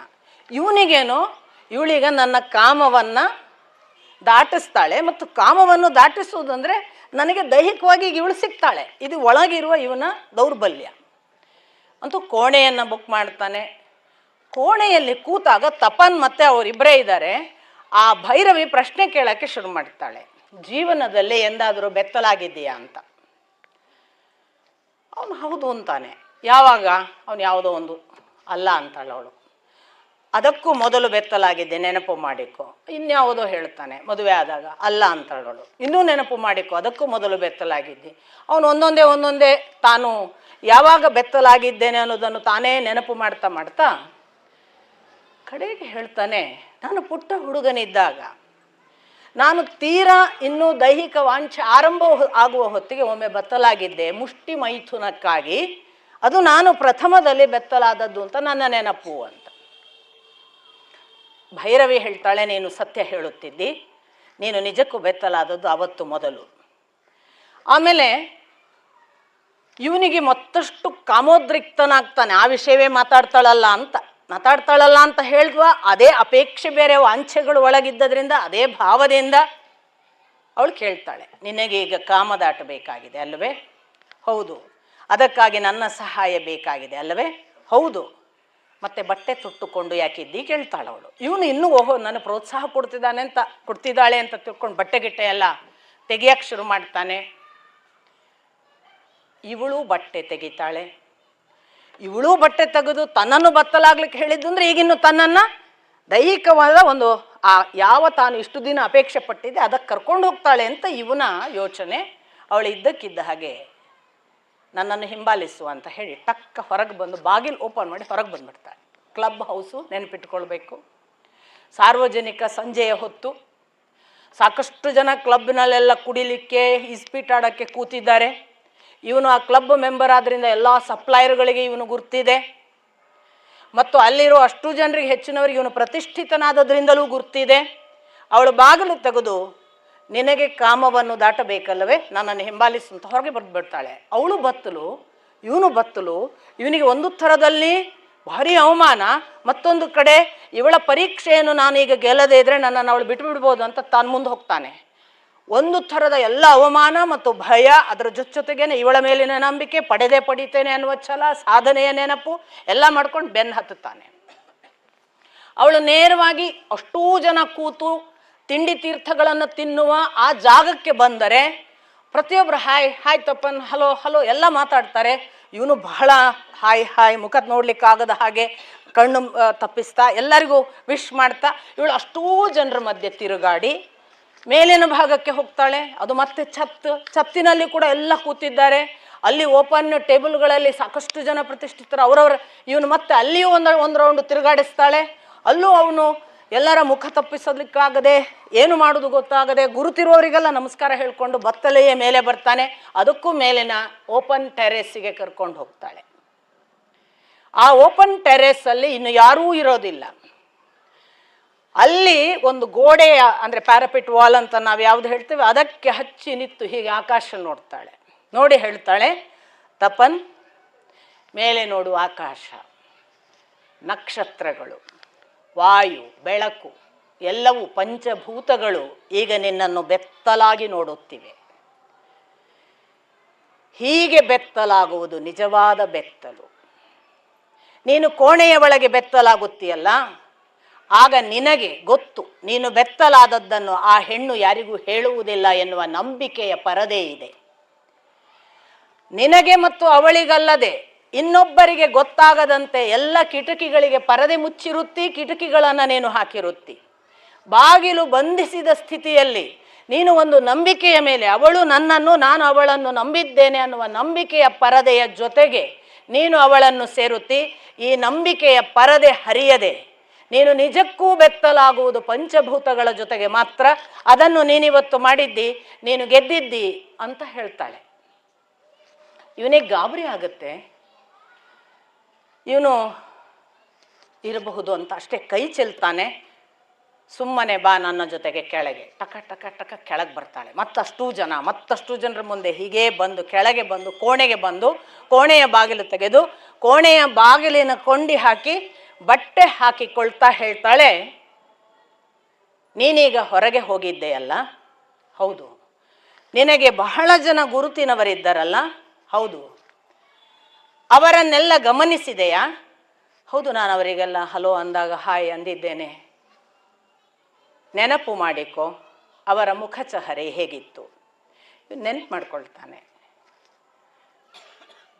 ಅವಳು ಹೇಳ್ತಾಳೆ, ಅವರು ಯಾರಿಗಾದರೂ ನೀನು ಬಟ್ಟೆ ಹಾಕಿಲ್ಲ ಎನ್ನುವಂತೆ ಆ ಖಂಡಿತ ಅವರ ಕಣ್ಣುಗಳಲ್ಲಿ ಆ ಥರದ ಒಂದು ಭಾವದಿಂದ ಯಾರಾದರೂ ನಿನ್ನನ್ನು ವಿಶ್ ಮಾಡಿದ್ರ ಅಂತ ಕೇಳ್ತಾಳೆ. ಅವ್ನು ನೆನ್ಪು ಮಾಡ್ಕೊಳ್ತಾನೆ, ಹೌದಲ್ಲ ಅವ್ರು ಬಹಳ ನಾರ್ಮಲ್ ಹಾಯ್ ಅಂದಿದ್ರು. ಯಾವ ಒಂದು ಇದೇನಿದು ಈ ವೇಷ ಅನ್ನೋ ಹಾಗೆ ಮುಖದಲ್ಲೋ ಕಣ್ಣಿನಲ್ಲೋ ನಗುವಿನಲ್ಲೋ ಚಹರೆಯಲ್ಲೋ ಎಲ್ಲೂ ಕೂಡ ನನ್ನನ್ನು ಅವರು ಆಭಾಸವಾಗಿ ನೋಡಲಿಲ್ಲ. ಕರೆಕ್ಟ್ ಇವಳು ಹೇಳೋದು. ತಕ್ಷಣ ತಾಯಿ ಭೈರವಿ ಹೇಳ್ತಾಳೆ, ನೀನು ನನ್ನ ಜೊತೆಗೆ ಅಲ್ಲಿಂದ ಆ ಕೋಣೆಯಿಂದ ಮೇಲಿನ ಆ ಉಪ್ಪರಿಗೆಯ ಛತ್ತಿನವರೆಗೆ ಬರುವವರೆಗೂ ಕೂಡ ನಿನ್ನನ್ನು ನೋಡಿದವರಿಗೆ ನೀನು ಬಟ್ಟೆ ಹಾಕಿಲ್ಲ ಎಂದು ಯಾವ ದೃಷ್ಟಿಯಿಂದಲೂ ಕಂಡಿಲ್ಲ. ಅವರಿಗೆ ನೀನು ಬಟ್ಟೆ ಹಾಕಿದಂತೆಯೇ ಕಾಣಿಸಿದ್ದಿ. ಕಾರಣವೇನು ಗೊತ್ತೇ? ಪೂರ್ತಿ ನಂಬಿಕೆಯಿಂದ ಶರಣಾಗತರಾದರೆ ನಮ್ಮ ಸುತ್ತ ದೇವತೆಗಳ ರಕ್ಷಣೆ ಇರುತ್ತದೆ, ಅವರು ನಮ್ಮ ಮಾನವನ್ನು ಕಳೆಯುವುದಿಲ್ಲ. ಏನದ್ಭುತವಾದ ಒಂದು ವಿವರಣೆ. ನೀನು ಅಂಥದೊಂದು ಸಂಪೂರ್ಣ ಶರಣಾಗತತ್ವದಲ್ಲಿ ನನ್ನ ಬಳಿ ಬಂದಿದ್ದಿ, ತಾಯಿ ಎಂದು ನಂಬಿದ್ದಿ, ನಿನ್ನ ದೇಹವಾಂಛೆಯನ್ನು ನಾನು ಕಳೆಯುತ್ತೇನೆ ಎನ್ನುವ ನಂಬಿಕೆ ಇತ್ತು. ಆ ನಂಬಿಕೆಯ ಆಧಾರದಲ್ಲಿ ನಿನ್ನ ದೇಹದ ಮೇಲೆ ಆ ದೇವತೆಗಳ ಉಡುಪಿನ ರಕ್ಷಣೆ ಇತ್ತು. ಹಾಗಾಗಿ ನೀನು ಬತ್ತಲು ಕಾಣಲಿಲ್ಲ. ನನಗೆ ದ್ರೌಪದಿ ಬತ್ತಲು ಯಾಕಾಗಲಿಲ್ಲ? ಕೃಷ್ಣನ ನಂಬಿಕೆ. ಕೃಷ್ಣನನ್ನು ನಂಬಿದ ಆ ಒಂದು ನಂಬಿಕೆ ಇದೆಲ್ಲ. ಅಧ್ಯಾತ್ಮ ಪಥವೇ ಹಾಗೆ ಹೇಗೆ ಮಾಡ್ತದೆ, ನಮ್ಮ ಒಳಗೊಂದು ಧೀಶಕ್ತಿಯನ್ನು ವಿಸ್ತರಿಸ್ತದೆ ಅಂದರೆ ಅಹಂಕಾರ ಅಲ್ಲ, ಗೊತ್ತಾಗ್ತಾ ಬರುತ್ತೆ. ನನ್ನನ್ನು ಯಾರೂ ಮುಟ್ಟಕ್ಕೆ ಸಾಧ್ಯ ಇಲ್ಲ, ನನಗೇನೂ ಮಾಡೋಕ್ಕೆ ಸಾಧ್ಯ ಇಲ್ಲ, ಯಾಕೆಂದರೆ ನಾನು ಅವರ ಕೈಗೂಸು ಅಂತ. ಈ ಥರದ ಸಂಗತಿಗಳನ್ನು ವೇದವ್ಯಾಸರು ಪ್ರಕಟವಾಗಿ ಹೇಳದಿದ್ರೂ ಕೂಡ ಅದು ಬಹಳ ಬಹಳ ಮೌನದಲ್ಲಿ ಅವರ ಎರಡು ವಾಕ್ಯಗಳ ಮಧ್ಯೆ ಎಲ್ಲ ಸಿಕ್ಕುವಂತಹ ಸತ್ಯ. ಅಂಥದೊಂದು ದ್ರೌಪದಿಯ ಸತ್ಯವನ್ನು, ದ್ರೌಪದಿ ತೋರಿದ ಆ ಒಂದು ನಂಬಿಕೆಯ ಆ ವಸ್ತ್ರವನ್ನು ನಾವು ಅರ್ಥ ಮಾಡ್ಕೊಳ್ಬೇಕಂತ ನಾನು ಭಾವಿಸ್ತೇನೆ. ಇದು ನನಗೆ ದ್ರೌಪದಿ ವಸ್ತ್ರಾಪಹರಣ ಕೇವಲ ದುಶ್ಯಾಸನನ ಕಾರಣವಲ್ಲ. ಜಗತ್ತಿನ ಯಾವ ಗಂಡು ಹೆಣ್ಣನ್ನು ಬತ್ತಲೆ ಮಾಡಲಾರಳು. ಇನ್ನೂ ಒಂದು ಸಂಗತಿ ಇದೆ, ಜಗತ್ತಿನ ಯಾವ ಗಂಡು ಹೆಣ್ಣನ್ನು ಮೋಸ ಮಾಡಿ ಬಲಿ ತೆಗೆದುಕೊಂಡು ಅತ್ಯಾಚಾರ ಮಾಡಬೇಕು ಅಂತ ಹೋದವರೆಲ್ಲ ಆ ಹೆಣ್ಣು ನಾಶವಾಗಿಲ್ಲ, ಹೋದ ಗಂಡಿನ ಸರ್ವನಾಶವಾಗಿದೆ. ನೀವು ಅದನ್ನೂ ಕೂಡ ನಿಮ್ಮ ಎಲ್ಲ ಹಿಸ್ಟರಿಯ ಪ್ರತಿ ಪುಟಗಳಲ್ಲಿ ನೀವು ಗಮನಿಸಬಹುದು. ಹಾಗಾಗಿ ಅವಮಾನಕ್ಕೆ ಒಳಗಾದ ಯಾವ ಹೆಣ್ಣು ಕೂಡ ನಾಶವಾಗುವುದಿಲ್ಲ, ಅವಮಾನಕ್ಕೆ ಒಳಪಡಿಸಿದ ಯಾವ ಗಂಡೂ ಏಳಿಗೆ ಆಗುವುದಿಲ್ಲ, ಸರ್ವನಾಶವಾಗ್ತಾನೆ. ಆ ಕ್ಷಣಕ್ಕಾಗಲಿಕ್ಕಿಲ್ಲ, ಕಾಲಾಂತರದಲ್ಲಿ. ಯಾಕೆ ಅಂದರೆ ಹೆಣ್ಣು ಶಕ್ತಿ, ಅವಳನ್ನು ನಿರ್ಣಾಮ ಮಾಡೋಕ್ಕೆ ನಮ್ಮ ಕೈಯಲ್ಲಿ ಸಾಧ್ಯ ಇಲ್ಲ ಅನ್ನುವುದೇ ಅಧ್ಯಾತ್ಮ ಪಥ. ಶಕ್ತಿಯನ್ನು ಭಗವಂತನ ಪ್ರತೀಕವಾದ ಪ್ರಕೃತಿಯ ಭಾಗ. ಪ್ರಕೃತಿಯನ್ನು ನಾಶ ಮಾಡಿದೆ ಅಂದವ ಗಂಡಸು ಯಾವ? ಎಷ್ಟು ದಿನ ಮಾಡಿಯಾನು? ಪ್ರಕೃತಿ ನೀನು ನಾಶ ಮಾಡಿದಷ್ಟು ನಿನಗೆ ತೊಂದರೆ. ಹಾಗೆ ಹೆಣ್ಣು ನಾಶವಾಗಲಾರಳು ಅಥವಾ ಅವಮಾನವೋ ಮಾನಭಂಗವೋ ಅವಳಿಗೆ ಯಾವ ಸ್ಥಿತಿಯನ್ನೂ ಉಂಟು ಮಾಡೋದಿಲ್ಲ. ಇದು ಒಂದು ಭಾಗವಾದರೆ, ಇದನ್ನು ಬಹಳ ಮುಖ್ಯ ಉದ್ದೇಶವಾಗಿಟ್ಟುಕೊಂಡು ಅನ್ನುವ ಹಾಗೆ ಇಡೀ ಧರ್ಮಶಾಸ್ತ್ರವೇ ಯಾವ ಮನೆಯಲ್ಲಿ ಹೆಣ್ಣು ಕಣ್ಣೀರು ಹಾಕುವಂತೆ ಆಗುತ್ತದೆ ಅಂಥ ಮನೆ ವಂಶ ನಿರ್ವಂಶವಾಗುತ್ತದೆ ಅನ್ನುವ ಧರ್ಮಶಾಸ್ತ್ರವನ್ನು ಕೂಡ ಮುಂದೆ ಬರೀತಾರೆ ವೇದವ್ಯಾಸರು. ಧರ್ಮಶಾಸ್ತ್ರದ ಭಾಗವಾಗಿ ಭೀಷ್ಮಾಚಾರ್ಯರು ಶಾಂತಿ ಪರ್ವದಲ್ಲೂ ಈ ಮಾತುಗಳನ್ನು ಹೇಳ್ತಾರೆ. ಬೇರೆ ಬೇರೆ ಸಂದರ್ಭಗಳಲ್ಲಿ ವಂಶ ನಿರ್ವಂಶ ಆಗ್ತದೆ. ಒಂದು ಹೆಣ್ಣು ಮನೆತನದ ಒಬ್ಬ ಹೆಣ್ಣನ್ನು ಕಣ್ಣೀರು ಹಾಕುವಂತೆ ಯಾರೇ ಮಾಡಿದರೂ ಆ ವಂಶ ನಿರ್ವಂಶವಾಗ್ತದೆ ಅನ್ನುವುದು ಬಹಳ ಪ್ರಕಟವಾಗಿ ಹೇಳುವಂತಹ ಮಾತು. ಹಾಗಾಗಿ ದ್ರೌಪದಿ ನಾಶವಾಗಲಿಲ್ಲ, ದ್ರೌಪದಿಯ ಮುಖಾಂತರ ಇನ್ಯಾವುದೋ ನಾಶವಾಗಲಿಲ್ಲ. ನಾಶವಾದದ್ದು ಯಾರು ಅದನ್ನು ಮಾಡಲಿಕ್ಕೆ ಹೊರಟ್ರಲ್ಲ ಅವರ ವಂಶ. ಅದು ನಮಗೆ ಮುಂದೆ ದಾಖಲಾದ ವಿಷಯ ಮಹಾಭಾರತದಲ್ಲಿ. ಈ ಎಲ್ಲ ಅಂಶಗಳನ್ನು ಒಂದು ಶಕ್ತಿಯ ಭಾಗವಾಗಿ, ಒಂದು ನಂಬಿಕೆಯ ಭಾಗವಾಗಿ, ಒಂದು ತತ್ವದ ಭಾಗವಾಗಿ ಆ ಇಡೀ ಘಟನೆಯನ್ನು ನೋಡಬೇಕು ಅಂತ ನಾನು ಭಾವಿಸ್ತೇನೆ. ನಾನು ನಿನ್ನೆ ದಿವಸ ನಿಮಗೆ ಹೇಳಿದೆ, ಅವರು ಕಡೆಗೆ ಎಲ್ಲವನ್ನೂ ಧೃತರಾಷ್ಟ್ರ ಮರಳಿ ಅನುಗ್ರಹಿಸಿದ, ವರ ಕೇಳು ಅಂತ ಹೇಳಿ ಅಷ್ಟೂ ವಾಪಸ್ಸು ಕೊಟ್ಟ, ನೀವು ಇನ್ನೂ ಇಂದ್ರಪ್ರಸ್ಥಕ್ಕೆ ಹೋಗಿ ಅಂತ ಹೇಳಿದ. ಅವರು ಮರಳಿದರು ಒಂದೇ. ಕೆಲವರಿಗೆ ಪ್ರಶ್ನೆ ಆಯಿತು, ಅವರು ದ್ಯೂತದಿಂದ ವನವಾಸಕ್ಕೆ ಹೋಗೋದಲ್ವ, ಅದೇನು ಇಂದ್ರಪ್ರಸ್ಥಕ್ಕೆ ಮರಳೋದು ಅಂತ.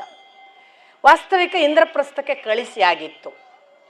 ಇತ್ತ ಇವರಲ್ಲಿ ಡಿಸ್ಕಷನ್ ಪ್ರಾರಂಭ ಆಗುತ್ತೆ. ದುರ್ಯೋಧನ, ಕರ್ಣ, ದುಶ್ಯಾಸನ, ಶಕುನಿ ಇವರ ಮಧ್ಯೆ. ಇದೇನಿದು, ನಾವು ಎಷ್ಟು ಕಷ್ಟಪಟ್ಟು ಕಳುಹಿಸಿದ್ದು, ಎಷ್ಟು ಕಷ್ಟಪಟ್ಟು ಗಳಿಸಿದ್ದು ಅಷ್ಟೂ ಸಂಪತ್ತನ್ನು ಮತ್ತೆ ವಾಪಸ್ ಕೊಟ್ಬಿಟ್ನಲ್ಲ ನಮ್ಮ ಅಪ್ಪ ಹೀಗೆ ಮಾಡಿದರೆ ನಾವು ಹೇಗೆ ಗೆಲ್ಲುವುದು ಅಂತ ಒಂದು ದೊಡ್ಡ ದುಃಖ ಪ್ರಾರಂಭ ಆಗಿ, ಇವನು ಹೀಗೆ ಮಾಡ್ತಾನೆ, ನಾವು ಗೆಲ್ತೀವಿ, ನಮ್ಮ ಅಪ್ಪ ಅವರನ್ನು ಮತ್ತೆ ಅವರೇ ಗೆದ್ದಂಗೆ ಮಾಡಿಸ್ತಾನೆ, ನಮಗೆ ಮುಕ್ತಾಯ ಇಲ್ಲ, ನಾವು ಇದರಿಂದ ಪಾರಾಗೋದು ಹೇಗೆ ಅಂತೆಲ್ಲ ದುರ್ಯೋಧನ ಬಹಳ ಖಿನ್ನನಾಗ್ತಾನೆ. ಆಗ ಕರ್ಣ ಮತ್ತೆ ಒಂದು ಹೊಸ ಐಡಿಯಾ ಕೊಡ್ತಾನೆ. ಈ ಸಾರಿ ಹೊಸ ಆಟ ಆಡೋಣ, ನಾವು ಸಂಪತ್ತು ಕೇಳೋದು ಬೇಡ. 12 ವರ್ಷ ದ್ಯೂತಕ್ಕೆ ಪಣ ಏನು ಅಂದರೆ 12 ವರ್ಷ ಅವರು ವನವಾಸದಲ್ಲಿರಬೇಕು, 1 ವರ್ಷ ಅಜ್ಞಾತವಾಸದಲ್ಲಿರಬೇಕು. ಒಂದು ವೇಳೆ 12 ವರ್ಷ ಕಳೆದು 1 ವರ್ಷದ ಅಜ್ಞಾತವಾಸದಲ್ಲಿ ಮತ್ತೆ ಗೊತ್ತಾದರೆ ಅವರು ಪುನಃ 12 + 1 13 ವರ್ಷ ಅವರು ವನವಾಸ ಮಾಡಬೇಕು. ನಾವಾದರೂ ಅಷ್ಟೇ, ನೀವಾದರೂ ಅಷ್ಟೇ ಅಂತ ಹೇಳಿ ಆಡೋಣ.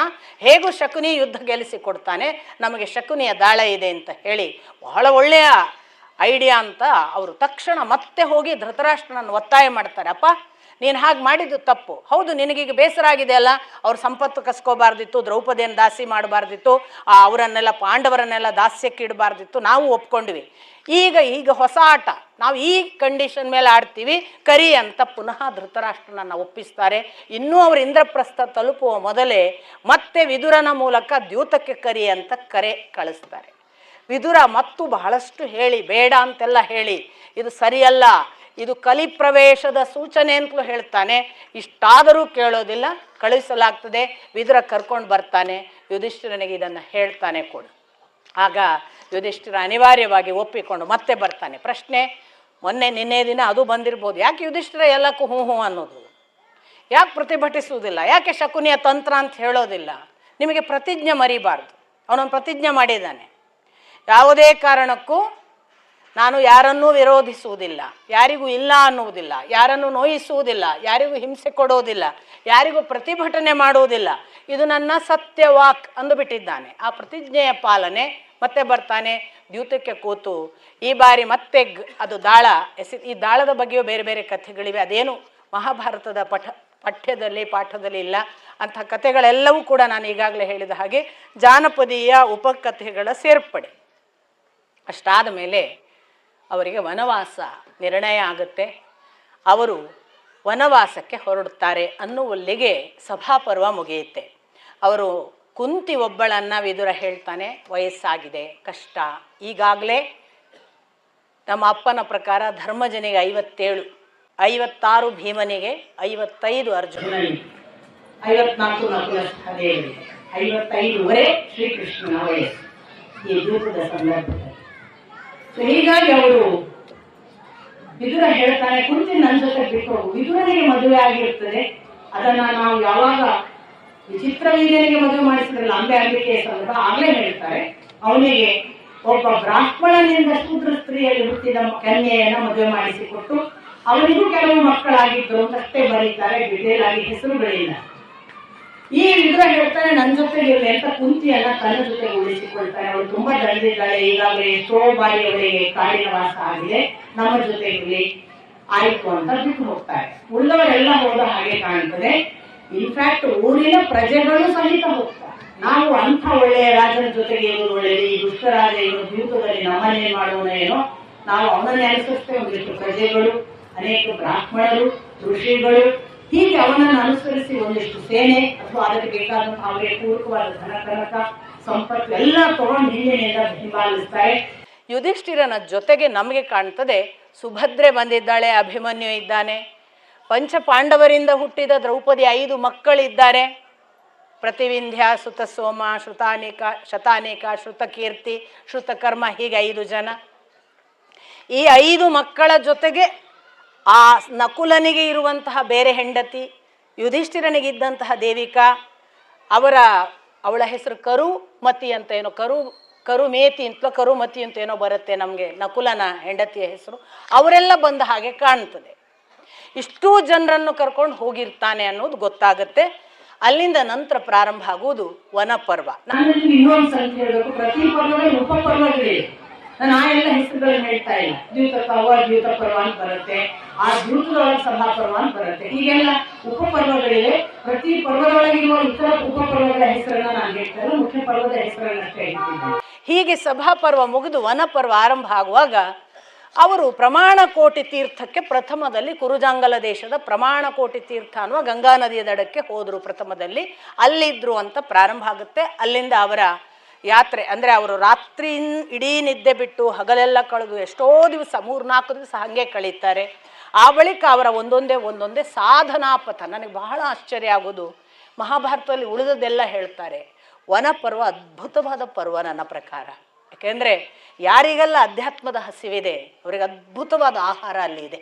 ಅಂದರೆ ಒಬ್ಬ ಮನುಷ್ಯ ನೋಡಿ, ನೀವು ವನಪರ್ವವನ್ನು ಯಾಕೆ ತುಂಬ ಭಿನ್ನವಾಗಿ ಆನಂದಿಸಬಹುದು ಅಂತಂದರೆ, ನೀವು ರಾಮಾಯಣದಲ್ಲಿ ಆ ಪಟ್ಟಪಾಡು, ಆ ಕಾಡಿನ ವನವಾಸ ನೋಡಿದರೆ ರಾಮನದ್ದು ಭಯಾನಕ ವನವಾಸ.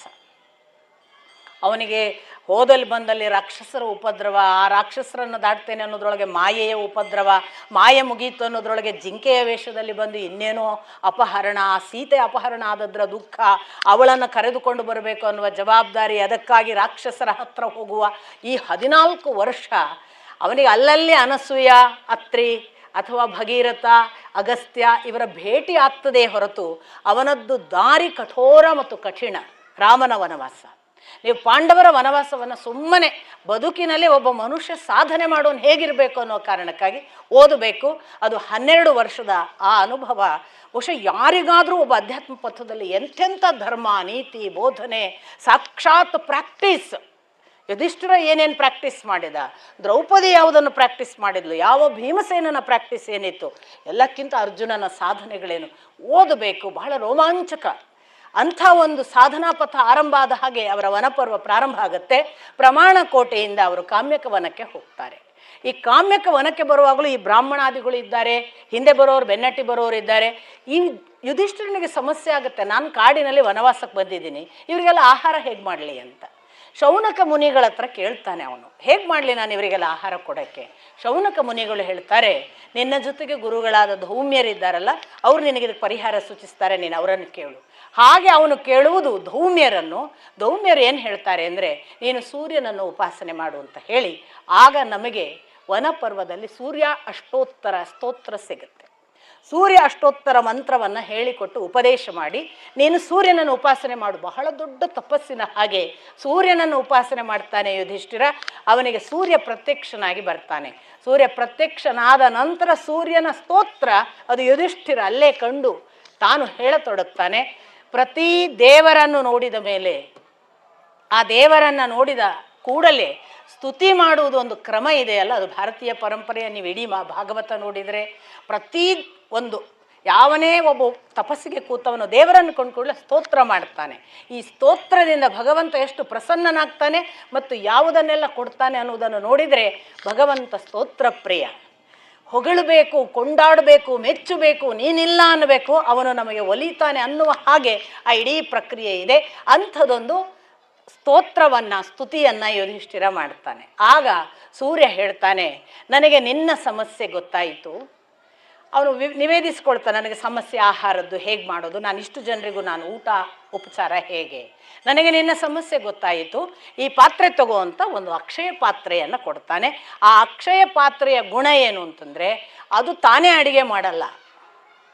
ನೀನು ಮಾಡಿದ ಅಥವಾ ನೀವು ಯಾರೇ ತಯಾರಿಸಿದ ಅಡುಗೆ ದ್ರೌಪದಿ ಉಣ್ಣುವವರೆಗೆ ಅದು ಅಷ್ಟೇ ಹೆಚ್ಚುತ್ತಾ ಹೋಗ್ತದೆ, ದ್ರೌಪದಿ ಉಂಡ ಮೇಲೆ ಇಲ್ಲ ಅಂತ ಕೊಡ್ತಾನೆ.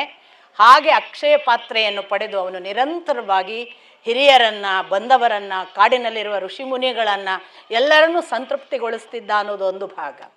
ಅದರ ನಂತರದಲ್ಲಿ ಎರಡನೇ ಭಾಗ ನಮಗೆ ಬರೋದು, ಅವನು ಅಲ್ಲಿಂದ ಅವನ ಆ ಕಾಮ್ಯಕ ವನದಲ್ಲಿದ್ದಾಗ ಅವನಿಗೆ ಬೇರೆ ಬೇರೆ ಜನ ಭೇಟಿಯಾಗ್ತಾರೆ, ಬರುವ ಬೇರೆ ಬೇರೆ ಋಷಿಗಳು ಬರ್ತಾರೆ, ಅವರೆಲ್ಲರ ಜೊತೆಗೆ ಮಾತುಕತೆ ನಡೀತದೆ. ಇತ್ತ ಧೃತರಾಷ್ಟ್ರ ವಿದುರನ ಸಂಭಾಷಣೆಯಲ್ಲಿ ವಿದುರನನ್ನು ಮಾತಾಡಿಸುವಾಗ ಪುನಃ ವಿದುರ ಹೇಳ್ತಾನೆ, ನೋಡು ಇದು ಸರಿಯಲ್ಲ, ನೀನೊಂದು ಕೆಲಸ ಮಾಡು, ನಿನ್ನ ಮಗನನ್ನು ತ್ಯಜಿಸು, ನಿನ್ನ ಮಗನನ್ನು ತ್ಯಜಿಸಿದ್ರೆ ನೀನು 99 ಜನ ಆರಾಮಿರ್ತಾರೆ, ಅಥವಾ 100 ಜನ ದುಶ್ಶಲೆಯನ್ನು ಸೇರಿ, ಇಲ್ಲಾಂದರೆ ನಿನ್ನ ವಂಶ ನಿರ್ವಂಶ ಆಗ್ತಂತ ಪುನಃ ವಿದುರ ಹೇಳಿದಾಗ ಇವನಿಗೆ ಸಿಟ್ಟು ಬರುತ್ತೆ. ಇವನು ಸಿಟ್ಟು ಬಂದು ಏನು ಮಾಡ್ತಾನೆ ಅಂತಂದರೆ, ನೀನು ಹೋಗಿ ಅವ್ರ ಜೊತೆಗೆ, ನೀನು ಕಾಡಿಗೆ ಹೋಗಿ, ನೀನು ಪ್ರತಿ ಸರಿ ನನ್ನ ಮಗನೇನೆ ಬೈಯೋದು. ಫಸ್ಟ್ ಟೈಮ್ ಧೃತರಾಷ್ಟ್ರ ವಿದುರನಿಗೆ ಒಪೋಸ್ ಮಾಡ್ತಾನೆ, ಯಾವಾಗ ನೋಡಿದ್ರು ನನ್ನ ಮಗನೇನು ಬೈದು, ನೀನು ಹೋಗು, ನೀನು ಕಾಡಿಗೆ ಹೋಗು, ನೀನು ನಮ್ಮ ಮುಂದೆ ಇರಬೇಡ ಅಂತ. ಹೀಗಾಗಿ ವಿದುರ ಕಾಡಿಗೆ ಬರ್ತಾನೆ ಇವರ ಹತ್ರ. ಅಲ್ಲಿ ಬಂದು ಇವನಿಗೆ ಸತ್ಯನಿಷ್ಠೆ ಧರ್ಮವನ್ನು ಬಿಡಬೇಡ, ಎಷ್ಟು ಕಷ್ಟ ಆದರೂ ಬಿಡಬೇಡ, ಅದನ್ನು ಮಾಡಿದ್ರಿಂದಲೇ ಭಗೀರಥನಿಗೆ ಏನೆಂಥ ಒಳ್ಳೆಯದಾಯಿತು, ಹರಿಶ್ಚಂದ್ರ ಎಷ್ಟು ಒಳಿತನ್ನು ಪಡೆದ ಇತ್ಯಾದಿ ಉದಾಹರಣೆಗಳನ್ನೆಲ್ಲ ಕೊಟ್ಟು ನೀನು ಸತ್ಯ ಧರ್ಮನಿಷ್ಠೆಯನ್ನು ಈ ಕಾಡಲ್ಲಿ ಪಾಲಿಸುವಂತ. ಆಗ ಮತ್ತೆ ಪ್ರಥಮ ಬಾರಿಗೆ ನಮಗೆ ಧೃತರಾಷ್ಟ್ರನ ಜೊತೆಗೆ ಸಂಜಯನನ್ನು ಮಹಾಭಾರತ ಪರಿಚಯಿಸ್ತದೆ. ಆಗ ವಿದುರ ಹೋದ್ಕೂಳೆ ಸಂಜಯನನ್ನು ಕರೀತಾನೆ.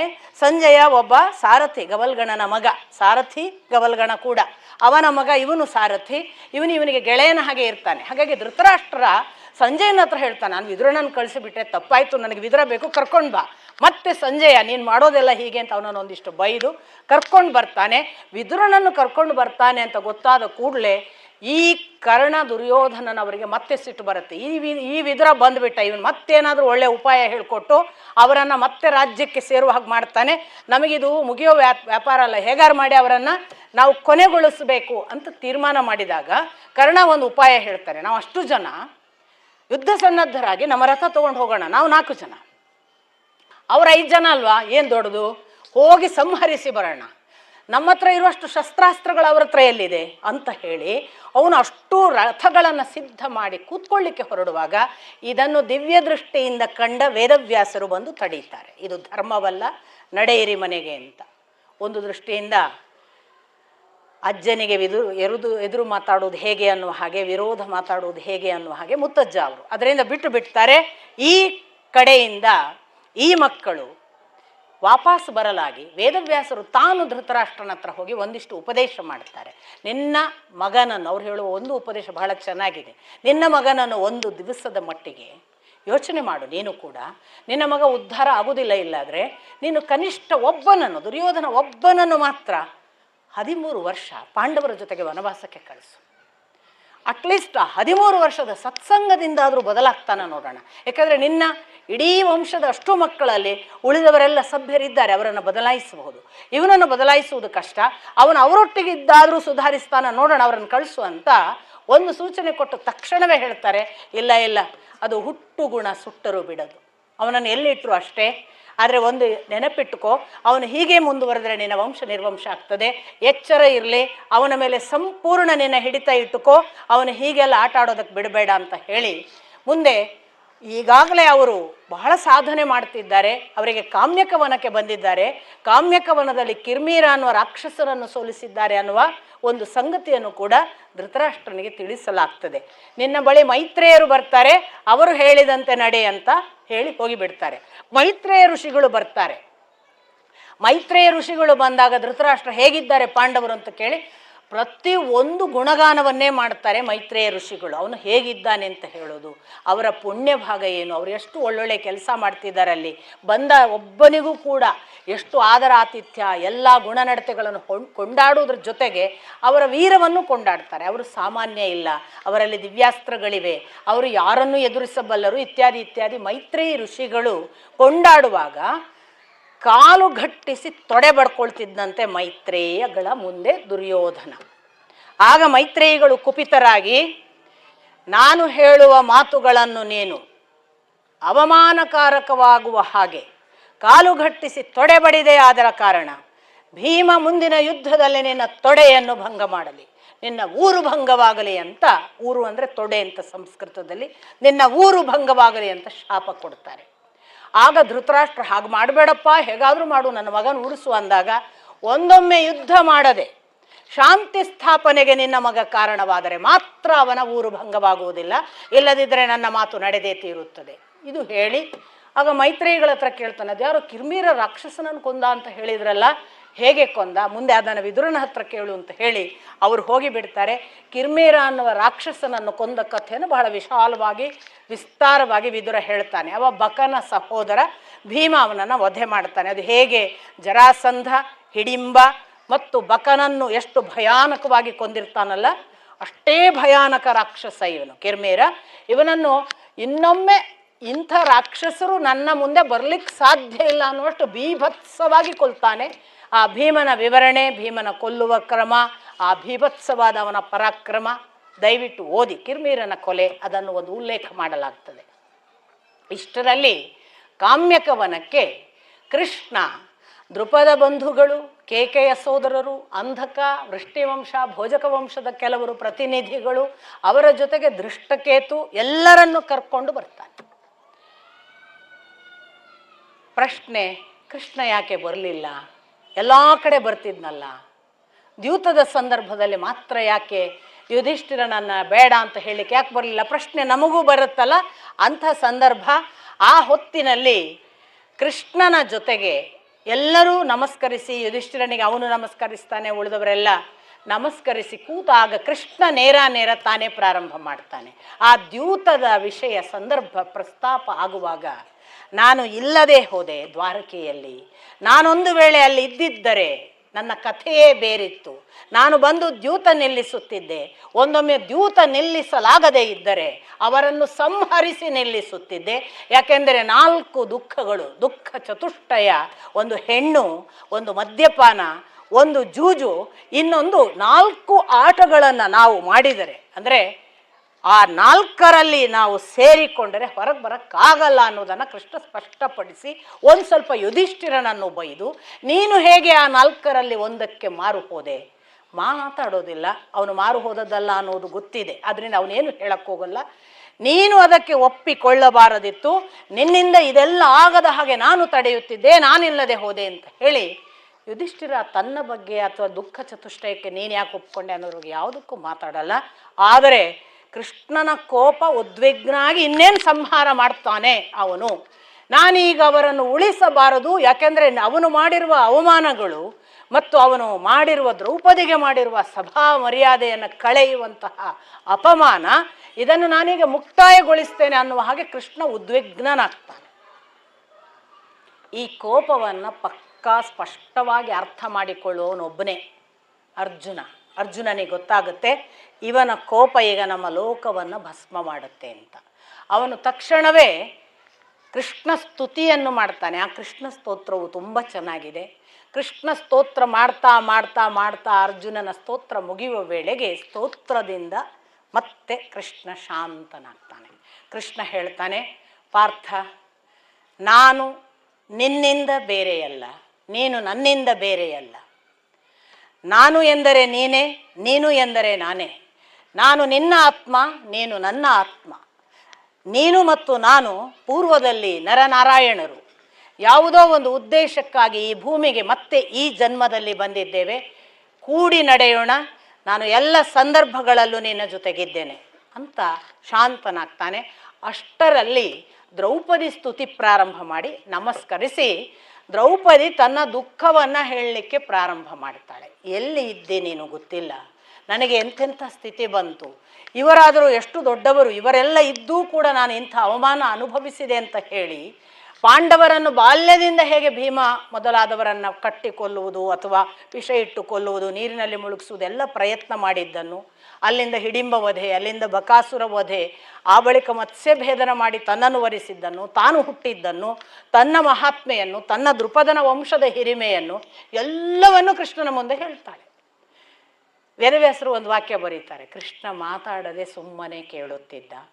ಯಾಕೆಂದರೆ ಅವನಿಗೆ ಗೊತ್ತಿತ್ತು ಹೆಣ್ಣು ಮಗಳ ಒಳಗೆ ದುಃಖ ಧುಮ್ಮಿಕ್ಕಿ ಹೊರಗೆ ಬರಲು ಕಾದಿದೆ, ಹೇಳಿಕೊಳ್ಳುವವರು ಯಾರೂ ಇಲ್ಲ, ಅವಳು ಹೇಳಿಕೊಳ್ಳಲಿ, ಅವಳ ದುಃಖ ಶಮನವಾಗಲಿ ಎಂದು ಸುಮ್ಮನೆ ಕೇಳುತ್ತಿದ್ದ. ಅವನಿಗೆ ಗೊತ್ತಿಲ್ಲದಲ್ಲ, ಎಲ್ಲ ಗೊತ್ತಿರೋ ಕಥೆಯನ್ನೇ ಹೇಳಿದ್ದು, ಆದರೆ ಕೇಳ್ತಿದ್ದ. ಅಷ್ಟೂ ಹೇಳಿ ಹೇಳಿ ದುಃಖಿಸಿ ದುಃಖಿಸಿ ಬಿಕ್ಕಿ ಬಿಕ್ಕಿ ಅಳ್ತಾಳೆ. ಇದಕ್ಕೆ ನಾನು ಅವರಿವರನ್ನು ಏನು ಬಯ್ಯಲಿ? ಆ ಧೃತರಾಷ್ಟ್ರನಿಗೆ ಸೊಸೆ ಅಲ್ಲವೇ ನಾನು? ವಿದುರನಿಗೆ ಸೊಸೆ ಅಲ್ಲವೇ ನಾನು? ಭೀಷ್ಮನಿಗೂ ಸೊಸೆ ಅಲ್ಲವಾ ಮನೆತನದಿಂದ? ಇಷ್ಟೆಲ್ಲ ಇದ್ದಾಗ ಅವರು ರಕ್ಷಿಸಲಿಲ್ಲ, ದುರ್ಯೋಧನಾದಿಗಳು ರಕ್ಷಿಸಲಿಲ್ಲ ಎಂದು ಅವರನ್ನೇಕೆ ಜರಿಯಲಿ? ನನ್ನ ಗಂಡಂದಿರಿದ್ದರಲ್ಲ 5 ಜನ ಸುಮ್ಮನೆ ಕುಳಿತಿದ್ದರು ತಲೆ ತಗ್ಗಿಸಿ. ನಾನು ಯಾರನ್ನು ವಿಧಿಯನ್ನು ಶಪಿಸಲ, ಅವರನ್ನು ಶಪಿಸಲ? ಗಂಡರೈವರು 3 ಲೋಕಕ್ಕೆ, ಹೆಂಡಿರೊಬ್ಬಳ ನಾಳಲಾರರು, ಗಂಡರೋ ಇವರೇನ್ ಭಂಡರೋ ಎಂದು ನುಡಿದಳು ಅವಳು ಅಂತ ಕುಮಾರವ್ಯಾಸರ ಭಾರತದಲ್ಲಿ ಇದು ಒಂದು ಪದ್ಯ. ಇವರ ಬಗ್ಗೆ ಹೀಗೆ ಮಾಡಿದ್ರಲ್ಲ ಇವರು ಅಂತ ಆ ಮಾತುಗಳನ್ನು ನಿರರ್ಗಳವಾಗಿ ಅವಡುಗಚ್ಚುತ್ತಾ ತುಟಿಯೆಲ್ಲ ನಡುಕ್ತಿದೆ, ದುಃಖಿಸಿ ಅಳುವ ಕೆಂಪು ಕೆಂಪು ಮುಖ, ನೀರು ಧಾರಾಕಾರ. ದುರ್ಯೋಧನ ಹೀಗೆ ಮಾಡಬಹುದಿತ್ತ, ನನ್ನ ಗಂಡಂದರು ಹೀಗೆ ಮಾಡಬಹುದಿತ್ತ, ಹಿರಿಯರು ಹೀಗೆ ಮಾಡಬಹುದಿತ್ತ, ನಾನಾಗ ಏಕವಸ್ತ್ರಳಿದ್ದೆ, ನಾನು ಋತುಮತಿಯಾಗಿದ್ದೆ, ನನ್ನ ವಸ್ತ್ರದಲ್ಲಿ ರಕ್ತವಾಗಿತ್ತು, ಅಂಥ ಸ್ಥಿತಿಯಲ್ಲಿ ಕರೆದುಕೊಂಡು ಬಂದಿದ್ದರು. ಈ ಸ್ಥಿತಿಯಲ್ಲಿ ನಾನು ಬರಬೇಕಿತ್ತ? ಇದು ಶೋಚನೀಯ ಅಲ್ಲವಾ? ಇದನ್ನು ನೋಡಬಹುದಾ? ಕೃಷ್ಣ ನೀನಾದರೂ ಎಲ್ಲಿ ಹೋಗಿದ್ದೆ? ನಮೇ ಅವಾಗ ಒಂದು ಬಹಳ ಬಹಳ ಉಗ್ರವಾಗಿ ನೈವ ಮೇ ಪತಯೇ ಸಂತಿ ನಮೇ ಪುತ್ರ ನಚ ಬಾಂಧವಾ. ನೈವ, ಪುನಃ ಹೇಳ್ತಾಳೆ, ನೈವ ಭ್ರಾತರೋ ನಚ ಪಿತಾ ನ ತ್ವಂ ಮಾಧವ. ನನಗೆ ಯಾರೂ ಇಲ್ಲ ಕೃಷ್ಣ, ನನಗೆ ಯಾರೂ ಇಲ್ಲ. ನನಗೆ ನನ್ನ ಗಂಡಂದಿರಿಲ್ಲ, ಅದು ಹೋಗಲಿ. ನಮೇ ಪತಯೇ ಸಂತಿ, ಈ 5 ಜನ ಇದ್ದೂ ಕೂಡ ನನಗೆ ಗಂಡಂದಿರಿಲ್ಲ. ನಮೇ ಪುತ್ರ, ನನಗೆ ಗಂಡು ಮಕ್ಕಳಿಲ್ಲ, ಮಕ್ಕಳೇ ಇಲ್ಲ. ನಮೇ ಬಾಂಧವಾಹ, ನನಗೆ ಬಾಂಧವರಿಲ್ಲ. ಮತ್ತೆ ಅಷ್ಟು ಮಾತ್ರ ಅಲ್ಲ ಕೃಷ್ಣ, ನನಗೆ ನಮೇ ಭ್ರಾತರು, ಅಣ್ಣ ತಮ್ಮಂದಿರಿಲ್ಲದ ಹಾಗಾಯಿತು. ಧೃಷ್ಟದ್ಯುಮ್ನ ಇದ್ದು ಕೂಡ ನನಗೆ ಸಹೋದರರಿಲ್ಲ. ನಮೇ ಪಿತಾ, ದ್ರುಪದನಂತ ತಂದೆ ಇದ್ದೂ ಇಲ್ಲದ ಹಾಗೆ. ನಮೇ ಪಿತಾ ನಚ ತ್ವಂ ಮಾಧವ, ನೀನು ಕೂಡ ಇಲ್ಲವಾದಿ ಕೃಷ್ಣ, ನೀನಿದ್ದರೆ ಬೇರೆ ಇತ್ತು. ಹಾಗಾಗಿ ನೀನೂ ಕೂಡ ಇಲ್ಲ ಅಂತ ಹೇಳ್ತಾಳೆ. ಈ ಕ್ಷಣಕ್ಕೆ ನೀನೂ ಕೂಡ ಇಲ್ಲ ಹೇಳೋದರ ಹಿಂದೆ ಈಗಾಗಿರುವ ಅವಮಾನವನ್ನು ಉಪಶಮನ ಮಾಡುವುದಕ್ಕೆ ಯಾರೂ ಬಂದಿಲ್ಲಲ್ಲ, ಆ ಕೋಪ, ಅದರಿಂದ ನೀನಿಲ್ಲ ಅಂತ. ನೀನು ನನಗೆ ಇಲ್ಲವಾಗಿದ್ದೆ ಕೃಷ್ಣ, ನೀನು ನನ್ನನ್ನು ರಕ್ಷಿಸ್ತಿಲ್ಲ. ಮತ್ತೆ ಮುಂದೆ ಒಂದು ಮಾತು ಹೇಳ್ತಾಳೆ, ಚತುರ್ಭಿಹಿ ಕಾರಣೈಹಿ ಮಾಧವ ತ್ವಂ ರಕ್ಷಾಸ್ಮಿ ಮಾಂ. ನೀನು ನನ್ನನ್ನು ತ್ವಯಾ ರಕ್ಷಾಸ್ಮಿ ಮಾಂ ಅಂತ ಹೇಳ್ತಾಳೆ. ನೀನು ನನ್ನನ್ನು ರಕ್ಷಿಸಬೇಕು 4 ಕಾರಣಗಳಿಗಾಗಿ. ಯಾವುದು? ಬಂಧುತ್ವಾತ್, ಗೌರವಾತ್, ಸಖ್ಯಾತ್, ಪ್ರಭುತ್ವೇನ. ಈ 4 ಕಾರಣಗಳಿಗೆ ನೀನು ನನ್ನನ್ನು ರಕ್ಷಿಸಬೇಕೇನು? ಬಂಧುತ್ವಾತ್, ನಿನ್ನ ಸೋದರತ್ತೆಯ ಸೊಸೆ ನಾನು, ಆದ್ದರಿಂದ ಬಂಧು ಅನ್ನುವ ಕಾರಣಕ್ಕೆ ನೀನು ರಕ್ಷಿಸಬೇಕು. ಅಷ್ಟು ಮಾತ್ರ ಅಲ್ಲ, ಗೌರವಾತ್. ಯಾಕೆ ಗೌರವ? ನಾನು ಅಗ್ನಿ ಪುತ್ರಿ, ಅಗ್ನಿಗೆ ಸಲ್ಲಬೇಕಾದ ಗೌರವ, ಅವರು ಲೋಕಪಾಲಕರು. ಹಾಗಾಗಿ ಅಗ್ನಿಪುತ್ರಿ ಅನ್ನುವ ಗೌರವದಿಂದ ನೀನು ನನ್ನ ರಕ್ಷಿಸಬೇಕು. 3ನೇದ್ದು ಹೇಳ್ತಾಳೆ, ಸಖ್ಯತ್ವಾತ್. ಏನು ಸಖ್ಯತ್ವ? ಬಹಳ ಸುಂದರವಾಗಿ ಹೇಳ್ತಾಳೆ ನೋಡಿ. ಅರ್ಜುನನಿಗಿಂತ 6 ತಿಂಗಳು ದೊಡ್ಡವ ಕೃಷ್ಣ. ನಾನು ನಿನ್ನ ಸಖಿ ಅಂತಾಳೆ. ಆ ಕಾಲಕ್ಕೆ ಭಗವಂತನ ಸ್ಥಿತಿಯಲ್ಲಿ ಯಾರು ಸ್ತ್ರೀಯರೆಲ್ಲ ಅವನನ್ನು ಸಖಿ ಅಂತ ಭಾವಿಸಿದರೆ ಅಂಥ ಪರಮರಕ್ಷಣೆಯನ್ನು ಕೊಡುವ ಭಗವಂತನ ಸಖೀ ಭಾವದಲ್ಲಿ ಗೋಪಿಕೆಯರಿದ್ದರು. ಹಾಗಾಗಿ ಸಾರ್ವಜನಿಕವಾಗಿ ಹೆಣ್ಣುಮಕ್ಕಳು ನಾನು ನಿನ್ನ ಸಖಿ ಅನ್ನಬಹುದಿತ್ತು. ದ್ರೌಪದಿ ಸಾಕ್ಷಾತ್ ಅರ್ಜುನನ ಮುಂದೆ ಹೇಳ್ತಾಳೆ ಅಂದರೆ ಕೃಷ್ಣ ಹೆಣ್ಣು ಮಕ್ಕಳ ಜೊತೆಗೆ ಎಂಥ ಬಾಂಧವ್ಯ ಇಟ್ಕೊಂಡಿದ್ದ ಅಂತ. ನಾನು ಸಖಿ ಆದ್ರಿಂದ ರಕ್ಷಿಸಬೇಕು, ಪ್ರಭುತ್ವೇನ ಅಂತ ಮುಂದಿನದು ಮಾತು ಹೇಳ್ತಾಳೆ. ನೀನು ನನ್ನ ಪ್ರಭು, ನಾನು ನಿನ್ನ ದಾಸಿ, ನಾನು ನಿನ್ನ ಭಕ್ತೆ, ನೀನು ನನ್ನ ಒಡೆಯ. ಆದ್ದರಿಂದ ಈ 4 ಕಾರಣಗಳಿಗೆ ನೀನು ರಕ್ಷಿಸುವುದು ನಿನ್ನ ಧರ್ಮ, ನೀನದನ್ನು ಮಾಡದೆ ಹೋಗಬಾರದು ಕೃಷ್ಣ. ಅಷ್ಟು ಮಾತುಗಳನ್ನು ಕೇಳಿ ಕೃಷ್ಣ ತುಂಬ ಆರ್ತನಾಗಿ, ನನಗೆ ನಿನ್ನ ದುಃಖ ಅರ್ಥವಾಗುತ್ತಿದೆ ದ್ರೌಪದಿ, ನಾನು ನಿನ್ನ ಜೊತೆಗೆ ಖಂಡಿತಕ್ಕೂ ಕೊನೆಯವರೆಗೆ ಇದ್ದೇನೆ, ನೆನಪಿಟ್ಟುಕೋ.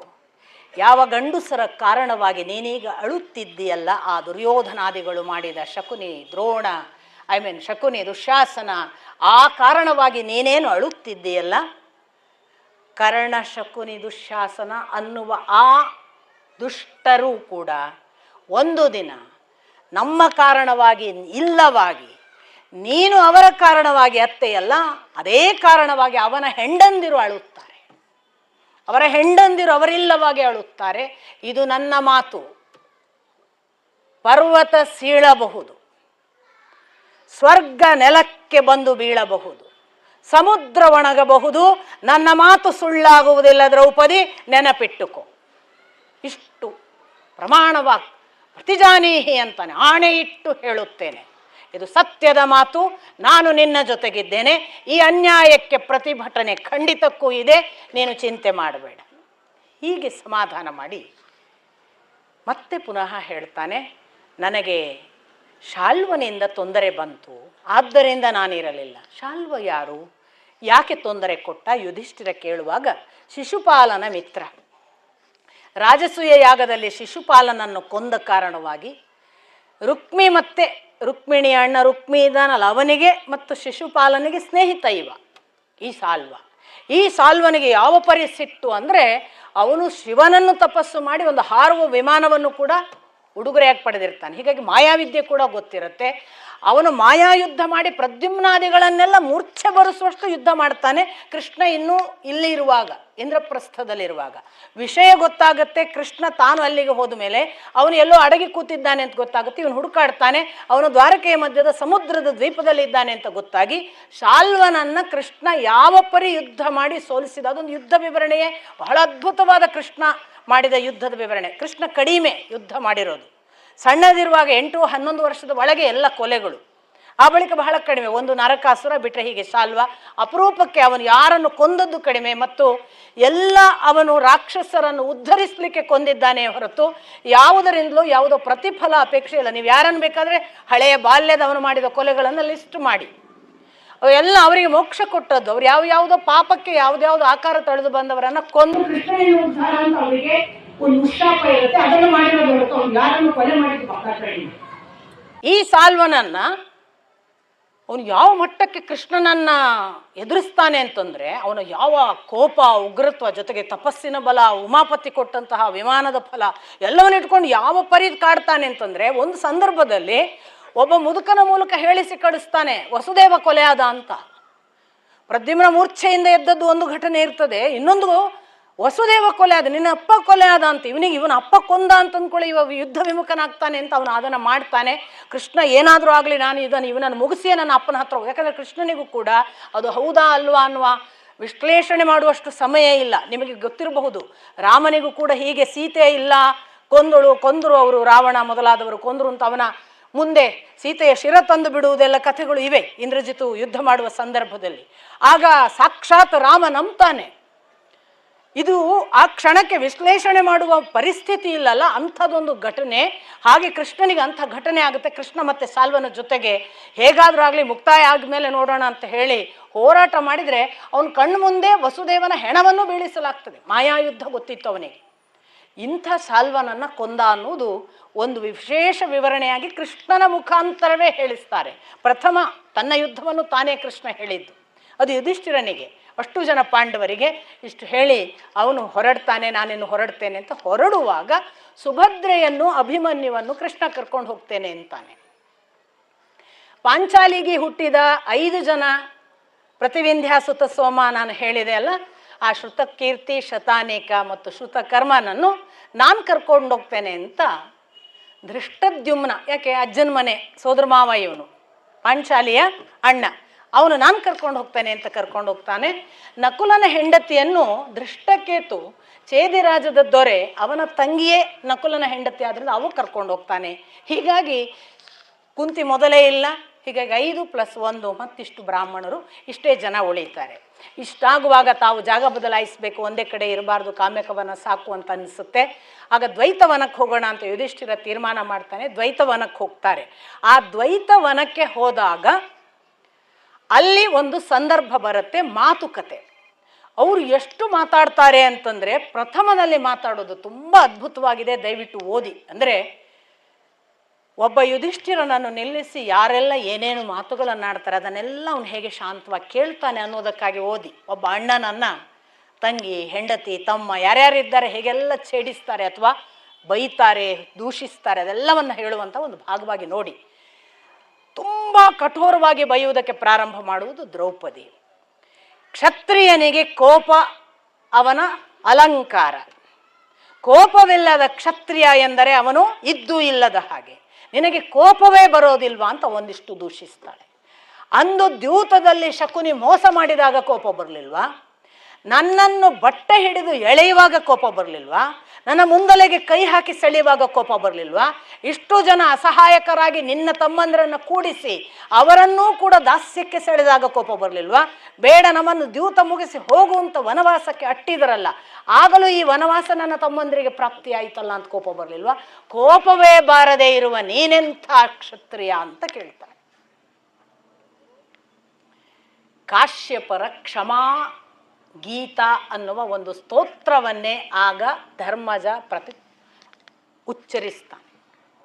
ಕ್ಷಮಾಗೀತ ಅಂತಲೇ ಅದಕ್ಕೆ ಹೆಸರು. ಕಾಶ್ಯಪರ ಕ್ಷಮಾಗೀತವನ್ನು ಪೂರ್ತಿ ಮಂತ್ರ ಪಠನ ಮಾಡಿ, ಕ್ಷಮೆ ಎಂದರೆ ತಪಸ್ಸು, ಕ್ಷಮೆ ಎಂದರೆ ಯಜ್ಞ, ಕ್ಷಮೆ ಎಂದರೆ ಸತ್ಯ, ಕ್ಷಮೆ ಎಂದರೆ ಬ್ರಹ್ಮ, ಕ್ಷಮೆ ಎಂದರೆ ತೇಜಸ್ಸು, ಕ್ಷಮೆಯಿಂದ ಸರ್ವಲೋಕ ಪ್ರಾಪ್ತಿ, ಕ್ಷಮೆಯೇ ಗೆಲುವು, ಕ್ಷಮೆಯಿಂದಲೇ ಏಳಿಗೆ, ಕ್ಷಮೆ ಇಲ್ಲದವನು ಬಿದ್ದು ಸಾಯುತ್ತಾನೆ, ಕೋಪ ವಿನಾಶಕಾರಕ, ಕೋಪಕ್ಕೆ ಹಿಂದು ಮುಂದು ಗೊತ್ತಿಲ್ಲ, ಅದು ಆತ್ಮನಾಶಕ ಮಾತ್ರವಲ್ಲ, ಗುರುವನ್ನು ಕೊಲ್ಲಲು ಹಿಂದರಿಯದು, ಅದು ಗುರು ಮಾತ್ರವಲ್ಲ ಬಂಧುವನ್ನೂ ಕೊಲ್ಲುತ್ತದೆ, ಸ್ವಜನರನ್ನೂ ಕೊಲ್ಲುತ್ತದೆ, ಮಿತ್ರರು ಯಾರು ಶತ್ರುಗಳು ಯಾರು ವಿವೇಚನೆ ಇಲ್ಲದೆ ಯಾರನ್ನೂ ಕೊಲ್ಲುವುದಕ್ಕೆ ಹೇಸದ ಒಂದು ಭಾವವಿದ್ದರೆ ಅದು ಕೋಪ.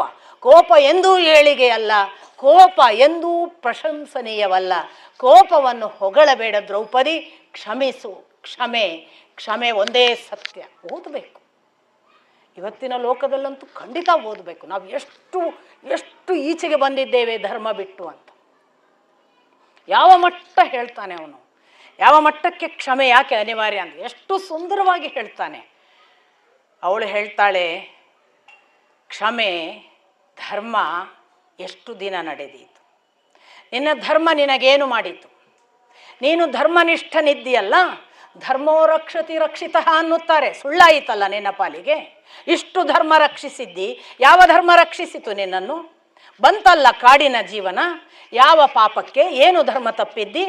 ಧರ್ಮ ಸತ್ಯ ಅನ್ನುತ್ತಿ, ಧರ್ಮ ಕ್ಷಮೆಯೂ ಒಂದು ಧರ್ಮ ಅನ್ನುತ್ತಿ. ಅಷ್ಟು ಮಾತ್ರವಲ್ಲ, ದ್ಯೂತ ಆಡಬೇಕು ಎಂದು ತೀರ್ಮಾನ ಮಾಡಿದೆಯಲ್ಲ, ಎಲ್ಲಿ ಹೋಗಿತ್ತು ನಿನ್ನ ಧರ್ಮ? ಧರ್ಮದಿಂದ ಏನೂ ಆಗುವುದಿಲ್ಲ ಯುಧಿಷ್ಠಿರ, ಧರ್ಮದಿಂದ ಏನೂ ಸಾಧ್ಯವಿಲ್ಲ. ಧರ್ಮ ಅದರ ಒಂದು ಹಂತಕ್ಕೆ ಮಾತ್ರ. ನಾವು ಅದರ ಆಚೆಗೆ ಕ್ಷತ್ರಿಯರಾಗಿ ಕ್ಷಾತ್ರ ಧರ್ಮದ ಕೋಪ ಹಿಂಸೆ ಅನಿವಾರ್ಯ ಅಂತ ಮತ್ತೆ ಹೇಳ್ತಾರೆ. ಧರ್ಮವನ್ನು ನಿಂದಿಸುವುದು ನಾಸ್ತಿಕ್ಯ. ಯುಧಿಷ್ಠಿರನ ಮಾತು. ನಿನಗೆ ದೇವರ ಮೇಲೆ ನಂಬಿಕೆ ಇಲ್ಲದ ಮಾತುಗಳು ಇವು. ಧರ್ಮಿಷ್ಠನಿಗೆ, ಧರ್ಮದ ನಂಬಿಕೆ ಇದ್ದವನಿಗೆ ಗೊತ್ತು, ನನ್ನನ್ನು ನನ್ನ ಧರ್ಮ ಇಂದಲ್ಲ ನಾಳೆ ಕಾಯುತ್ತದೆ ಎಂದು. ನಾನು ಕೂಡ ಯಾವಾಗಲೂ ಭಾವಿಸ್ತೇನೆ, ಎಲ್ಲ ಒಳ್ಳೆಯದಾಗ್ತಾ ಹೋಗುವವರು ದೇವರನ್ನು ನಂಬೋದು ಏನು ದೊಡ್ಡದು? ಕೇಡಿನ ಪರಂಪರೆ ಬಂದಾಗ ದೇವರನ್ನು ನಂಬ್ತಾನಲ್ಲ, ಅವನು ಧರ್ಮಿಷ್ಠ. ಧರ್ಮ ಎಂದರೆ ಪ್ರತಿಫಲ ಅಪೇಕ್ಷಿಸುವ ಕೆಲಸವಲ್ಲ. ನಾನು ಯಾವ ಪ್ರತಿಫಲ ಅಪೇಕ್ಷಿಸಿ ನಡೆದರೆ ಅದು ಧರ್ಮವೇ ಅಲ್ಲ. ನಾನು ಇದುವರೆಗೆ ನಡೆದ ಯಾವ ಧರ್ಮದಲ್ಲೂ ಒಂದೇ ಒಂದು ಪ್ರತಿಫಲ ಅಪೇಕ್ಷಿಸಿಲ್ಲ. ನೀನು ಮಾತನಾಡುತ್ತಿದ್ದೀಯಲ್ಲ, ನಾನು ರಕ್ಷಿಸಿದ್ದೇನೆ, ಅದು ನನ್ನನ್ನು ರಕ್ಷಿಸಬೇಕು. ಇದು ವ್ಯಾಪಾರ. ನಾನು ಧರ್ಮದ ಜೊತೆಗೆ ಎಂದೂ ವ್ಯಾಪಾರ ಮಾಡಿಲ್ಲ. ನನ್ನ ಜೀವನದಲ್ಲಿ ನಾನು ನಡೆದ ಧರ್ಮ ನನ್ನ ಅಂತಃಶಕ್ತಿಗೆ ಧೈರ್ಯ ಕೊಟ್ಟಿದೆ, ನನ್ನ ಒಳಗೆ ಸತ್ಯವನ್ನು ಕೊಟ್ಟಿದೆ, ನನ್ನ ಒಳಗೆ ಪಾವಿತ್ರ್ಯವನ್ನು ಕೊಟ್ಟಿದೆ. ನನಗೆ ಅದಕ್ಕಿಂತ ಹೆಚ್ಚು ಧರ್ಮದ ಅಪೇಕ್ಷೆಗಳು ಇಲ್ಲ. ಆ ನಂತರದ ಬದುಕೇನು, ಅದಕ್ಕೇನು ಫಲ, ಹೀಗೆ ಯೋಚಿಸುವವನು ಧರ್ಮನಿಷ್ಠನೇ ಅಲ್ಲ. ಅವನು ವ್ಯವಹಾರ ಮಾಡುತ್ತಾನೆ. ನಾನು ಆ ಧರ್ಮ ನಡೆದವನಲ್ಲ. ದ್ರೌಪದಿ, ನೆನಪಿಟ್ಟುಕೋ, ನೀನು ಕೂಡ ಭಗವಂತನನ್ನು ನಿಂದಿಸುವ ಈ ಧರ್ಮದಿಂದ ಏನಾಯಿತು ಎಂದು ನೀನು ಕೇಳುತ್ತೀ ಎಂದರೆ ನೀನು ಭಗವಂತನನ್ನು ನಿಂದಿಸುವ ನಾಸ್ತಿಕ್ಯದ ಮಾತುಗಳನ್ನಾಡುತ್ತಿದ್ದಿ. ಇದು ಆಸ್ತಿಕ್ಯದ ಜನರಿಗೆ ಸಲ್ಲುವ ಮಾತಲ್ಲ. ಯಾವ ಕಷ್ಟ ಪರಂಪರೆಯೇ ಬರಲಿ, ಆ ನಂಬಿಕೆ ಕಳೆದುಕೊಳ್ಳದಿದ್ದರೆ ಅದು ಧರ್ಮ. ಆ ಧರ್ಮವನ್ನು ಖಂಡಿತಕ್ಕೂ ಕೈ ಬಿಡಬೇಡ, ನಾನು ಪ್ರಾರ್ಥಿಸಿಕೊಳ್ಳುತ್ತೇನೆ. ಇಷ್ಟರಲ್ಲಿ ಭೀಮ ಹೇಳ್ತಾನೆ, ಕರ್ಮವಿಲ್ಲದೆ ಏನು ಸಾಧ್ಯ? ಧರ್ಮವಾಯಿತು, ಸುಮ್ಮನೆ ಕೂತರೆ ಪುರುಷ ಪ್ರಯತ್ನವಿಲ್ಲದೆ ಸಾಧ್ಯವಾ ಅಂತ ಶುರು ಮಾಡಿರ್ತಾಳೆ ದ್ರೌಪದಿ. ಎಲ್ಲ ದೇವರು ಧರ್ಮ ಅಂತ ಕೂತರೆ ಯಾರು ರಕ್ಷಿಸುವವರು? ಪುರುಷ ಪ್ರಯತ್ನವೂ ಬೇಕಲ್ಲ. ಹೌದು ಅಂತ ಇವ ಎದ್ದು ನಿಲ್ತಾನೆ ಭೀಮ. ನನ್ನ ಪುರುಷ ಪ್ರಯತ್ನಕ್ಕೆ ಅವಕಾಶ ಕೊಡು. ನಿನ್ನ ಧರ್ಮನಿಷ್ಠೆಗೆ ಭಂಗ ಬಾರದ ಹಾಗೆ. ನಾವು ಯಾವ ಅಧರ್ಮವೂ ಮಾಡಿಲ್ಲ, ಅವರು ಮಾಡಿದ ಅಧರ್ಮ. ಅವರು ಅಧರ್ಮಿಗಳು ಎನ್ನುವುದು ಲೋಕಕ್ಕೆ ಗೊತ್ತು. ನಾವೀಗ ಅವರ ವಿರುದ್ಧ ಯುದ್ಧ ಸಾರಿದರೆ ಯಾರೂ ನಮ್ಮನ್ನು ದೂಷಿಸುವುದಿಲ್ಲ. ಆದ್ದರಿಂದ ಧರ್ಮನಿಷ್ಠ ಯುದ್ಧ ನನಗೆ ಅವಕಾಶ ಕೊಡು. ಈ ತೋಳ್ಬಲದ ಪರಾಕ್ರಮ ತೋರಿಸಿ ನಾನು ಅವರನ್ನು ಮುಗಿಸುತ್ತೇನೆ. ದಯವಿಟ್ಟು ಇಲ್ಲ ಅನ್ನಬೇಡ. ನಾನು ಅವರನ್ನು ಮುಗಿಸುವುದು ನನ್ನ ಕರ್ಮದ ಮೂಲಕ, ಧರ್ಮನಿಷ್ಠೆಯನ್ನು ಕರೆದುಕೊಂಡೇ ನಾನು ಆ ಕೆಲಸ ಮಾಡ್ತೇನೆ ಅಂತಂದಾಗ ಧರ್ಮ ಕಾಲದ ಜೊತೆಗೆ ನಡೆಯುತ್ತದೆ. ಯುಧಿಷ್ಠಿರನ ಮಾತು. ಕಾಲವನ್ನು ಅತಿಕ್ರಮಿಸಿ ಯಾವ ಧರ್ಮ ಸ್ಥಾಪನೆಯೂ ಸಾಧ್ಯವಿಲ್ಲ. ಬೆಳೆ ಬಿತ್ತುವುದು ನಮ್ಮ ಧರ್ಮ. ಅದರ ಸಮಯ ಬರುವವರೆಗೆ ಭೂಮಿಯಲ್ಲಿ ಅದನ್ನು ಬೆಳೆಯಿಸಿ ನಮಗೆ ಸಮಯ ಬಂದಾಗ ಒಳ್ಳೆಯ ಫಲ ಕೊಡುವುದು ಬಿಡುವುದು ಅವನ ಕಾಲನ ಕೆಲಸ. ಈಗ ನಮಗೆ ಕಾಲದ ಬಂಧನವಿದೆ. ನಾನು 13 ವರ್ಷದ ಅಜ್ಞಾತವಾಸಕ್ಕೆ ಪ್ರತಿಜ್ಞೆ ಮಾಡಿ ಒಪ್ಪಿಕೊಂಡು ಬಂದಿದ್ದೇನೆ. ಸತ್ಯವನ್ನು ಸುಳ್ಳು ಮಾಡಿಸಬೇಡ. 13 ವರ್ಷದ ನಂತರ ನಿನಗೆ ಅವಕಾಶವಿದೆ. ಆಗ ಧರ್ಮಯುದ್ಧ ನಾವು ಮಾಡೋಣ. ನಮ್ಮ ಬಳಿ ಬೇಕಾದಷ್ಟು ದಿವ್ಯಾಸ್ತ್ರಗಳಿವೆ. ಈಗ ಅವಸರಿಸಬೇಡ. ಧರ್ಮ ಮತ್ತು ಕಾಲ ಜೊತೆಗೆ ನಡೆಯುತ್ತವೆ. ಧರ್ಮವನ್ನು ಕಾಲವನ್ನು ಪ್ರತ್ಯೇಕಿಸುವವನು ಎಂದೂ ಕಾಲವಶನೇ ಹೊರತು ಕಾಲವನ್ನು ದಾಟುವ ಧರ್ಮಸ್ಥಿತಿಯನ್ನು ಪಡೆಯಲಾರ. ನೀನು ಸುಮ್ಮನೆ ದಯವಿಟ್ಟು ನಿನ್ನ ಆ ಆವೇಶವನ್ನು ತಡೆದುಕೊಂಡು ಶಾಂತನಾಗು. ಕಾಲನ ಮಾತನಾಡಿದೆಯಲ್ಲ ಯುಧಿಷ್ಠಿರ.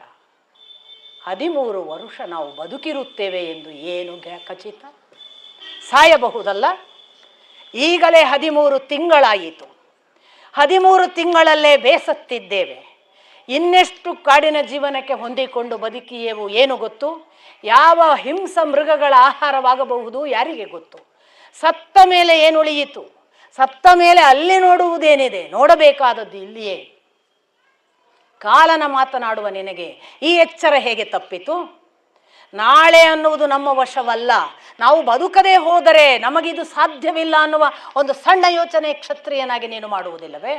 ಆಗಲಿ, ನಿನ್ನ ಧರ್ಮದಂತೆಯೇ ಕಾಲ ಎಂದಿಟ್ಟುಕೊಳ್ಳೋಣ. ಯೋ ಮಾಸಃ ಸ ಸಂವತ್ಸರಃ ಎನ್ನುವುದು ಶ್ರುತಿವಾಕ್ಯ.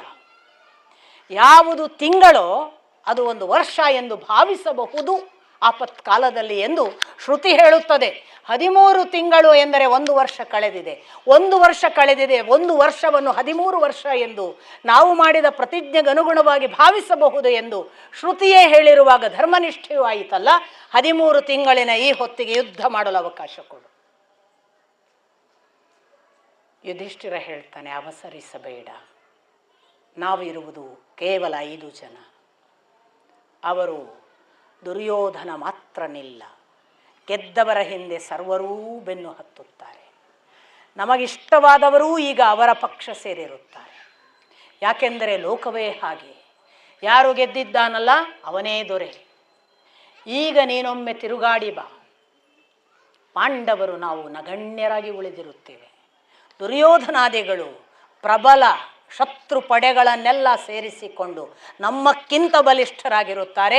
ಅಷ್ಟಿಷ್ಟು ಬಾಲಿಷ್ಠ್ಯವಲ್ಲ, ನಾವು 5 ಜನ ನಮ್ಮ ದಿವ್ಯಾಸ್ತ್ರಗಳ ಜೊತೆಗೋ, ನಮ್ಮ ಆಯುಧಗಳ ಜೊತೆಗೋ, ನಿನ್ನ ತೋಳ್ಬಲದ ಜೊತೆಗೋ, ನಿನ್ನ ಗದೆಯ ಜೊತೆಗೋ ಖಂಡಿತ ಯುದ್ಧ ಮಾಡಲಾರೆವು. ನನಗಿದು ಈಗಲ್ಲ, ಕರ್ಣನನ್ನು ಕಂಡಾಗಲೇ ನಾನು ಅಂದು ತಿಳಿದಿದ್ದೇನೆ. ಅವನನ್ನು ಮೀರಿಸುವ, ಸರಿ ಸಾಟಿಯಾಗಿ ಯುದ್ಧ ಮಾಡುವವರು ಯಾರೂ ಇಲ್ಲ.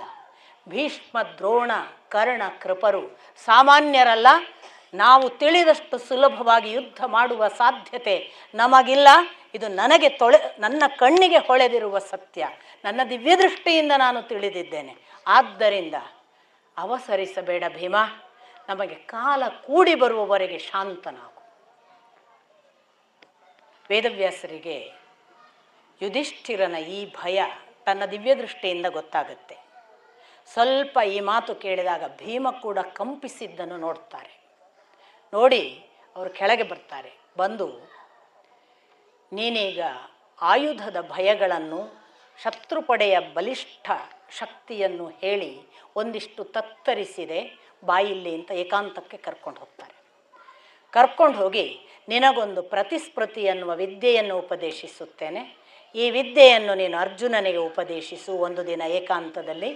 ಆ ವಿದ್ಯೆಯನ್ನು ಉಪದೇಶಿಸಿದ ಬಳಿಕ ಅವನು ಇಂದ್ರನ ಸಕಲ ಆಯುಧಗಳನ್ನು, ಶಿವನನ್ನು ಒಲಿಸುವ ಕೆಲಸವನ್ನು, ಯಮ, ವರುಣ ಮೊದಲಾದ ಅವರಿಂದ ಪಡೆಯಬೇಕಾದ ಆಯುಧಗಳನ್ನು ಪಡೆದು ಇನ್ನಿಲ್ಲದಷ್ಟು ಪ್ರಬಲನಾಗಿ ಬರುತ್ತಾನೆ. ಈ ವಿದ್ಯೆಯನ್ನು ಕೇಳುವಂತ ಅವನಿಗೆ ಪ್ರತಿಸ್ಪೃತಿ ವಿದ್ಯೆಯನ್ನು ಉಪದೇಶಿಸ್ತಾರೆ. ಒಂದು ವನದಲ್ಲಿ ಏನೇನು ಅದ್ಭುತವಾದ ಅನುಗ್ರಹಗಳು ನೋಡಿ. ತಪಸ್ಸಿನ ಫಲ, ಅವರು ಮಾಡಿದ ಪುಣ್ಯ ಕಾರ್ಯದ ಫಲ. ಯುಧಿಷ್ಠಿರ, ನೀನು ಬಾ ಅಂತ ಏಕಾಂತಕ್ಕೆ ಕರ್ಕೊಂಡು ಹೋಗಿ ಅವನಿಗೆ ಮಾತ್ರ ಹೇಳಿ ಅವನು ಅದನ್ನು ಏಕಾಂತದಲ್ಲಿ ಅರ್ಜುನನಿಗೆ ಉಪದೇಶಿಸಬೇಕು. ಕಾಲಾಂತರದಲ್ಲಿ ಇಮಿಡಿಯೇಟ್ ಅವರೆಲ್ಲ ವೇದವ್ಯಾಸರು, ಮುಂದೆ ಒಳ್ಳೆಯದಾಗುತ್ತೆ, ಯಾವತ್ತೂ ಕೂಡ ಅವಸರಿಸಬೇಡಿ, ನಿಮ್ಮ ಕಾಲ ಬಂದಾಗ ನೀವೇ ಗೆಲ್ತೀರಿ, ನೀವು ಮತ್ತೆ ಚಕ್ರವರ್ತಿಗಳಾಗ್ತೀರಿ ಅನ್ನುವ ಭರವಸೆಯ ಮಾತನ್ನು ವೇದವ್ಯಾಸರು ಹೇಳಿ ಹೊರಟು ಹೋದ ಬಳಿಕ ಯುಧಿಷ್ಠಿರ ಏಕಾಂತಕ್ಕೆ ಅರ್ಜುನನನ್ನು ಕರೆದು ಪ್ರತಿಸ್ಮೃತಿ ವಿದ್ಯೆಯನ್ನು ಉಪದೇಶಿಸ್ತಾನೆ. ಈ ವಿದ್ಯೆಯನ್ನು ಉಪದೇಶಿಸಿ, ಈಗಾಗಲೇ ವೇದವ್ಯಾಸರು ಹೇಳಿದ ಹಾಗೆ ನೀನು ಮುಂದಿನ ಕೆಲಸಕ್ಕಾಗಿ ತೀರ್ಥಯಾತ್ರೆ ಇಂದ್ರಕೀಲ ಪರ್ವತಕ್ಕೆ ಹೊರಡು ಅಂತ. ಹಾಗೆ ಅರ್ಜುನ ಮತ್ತೆ ಯುಧಿಷ್ಠಿರನಿಗೆ ನಮಿಸಿ, ಭೀಮನಿಗೆ ನಮಿಸಿ, ದ್ರೌಪದಿಯನ್ನು ಆಲಿಂಗಿಸಿ ಅವಳಿಗೆ ಹೋಗಿ ಬರ್ತೇನೆ ಅಂತ ಹೇಳಿ, ಇನ್ನೆಂದೂ ಕ್ಷತ್ರಿಯರಿಗೆ ಕ್ಷತ್ರಿಯ ಜನ್ಮ ಸಿಗದಂತೆ ಆಗಲಿ, ಕ್ಷತ್ರಿಯರಾಗಿ ಹುಟ್ಟುವುದೇ ಪಾಪ ಎಂಬ ಭಾವ ಬಂದಂತಾಗಿದೆ, ಕ್ಷತ್ರಿಯರೇ ಹುಟ್ಟದಿರಲಿ ಅನ್ನುವ ಹಾಗೆ ತನ್ನ ಪ್ರಾರ್ಥನೆಯನ್ನು ದ್ರೌಪದಿ ಹೇಳಿ ನಿನಗೆ ಶುಭವಾಗಲಿ ಅಂತ ಕಳಿಸ್ತಾನೆ.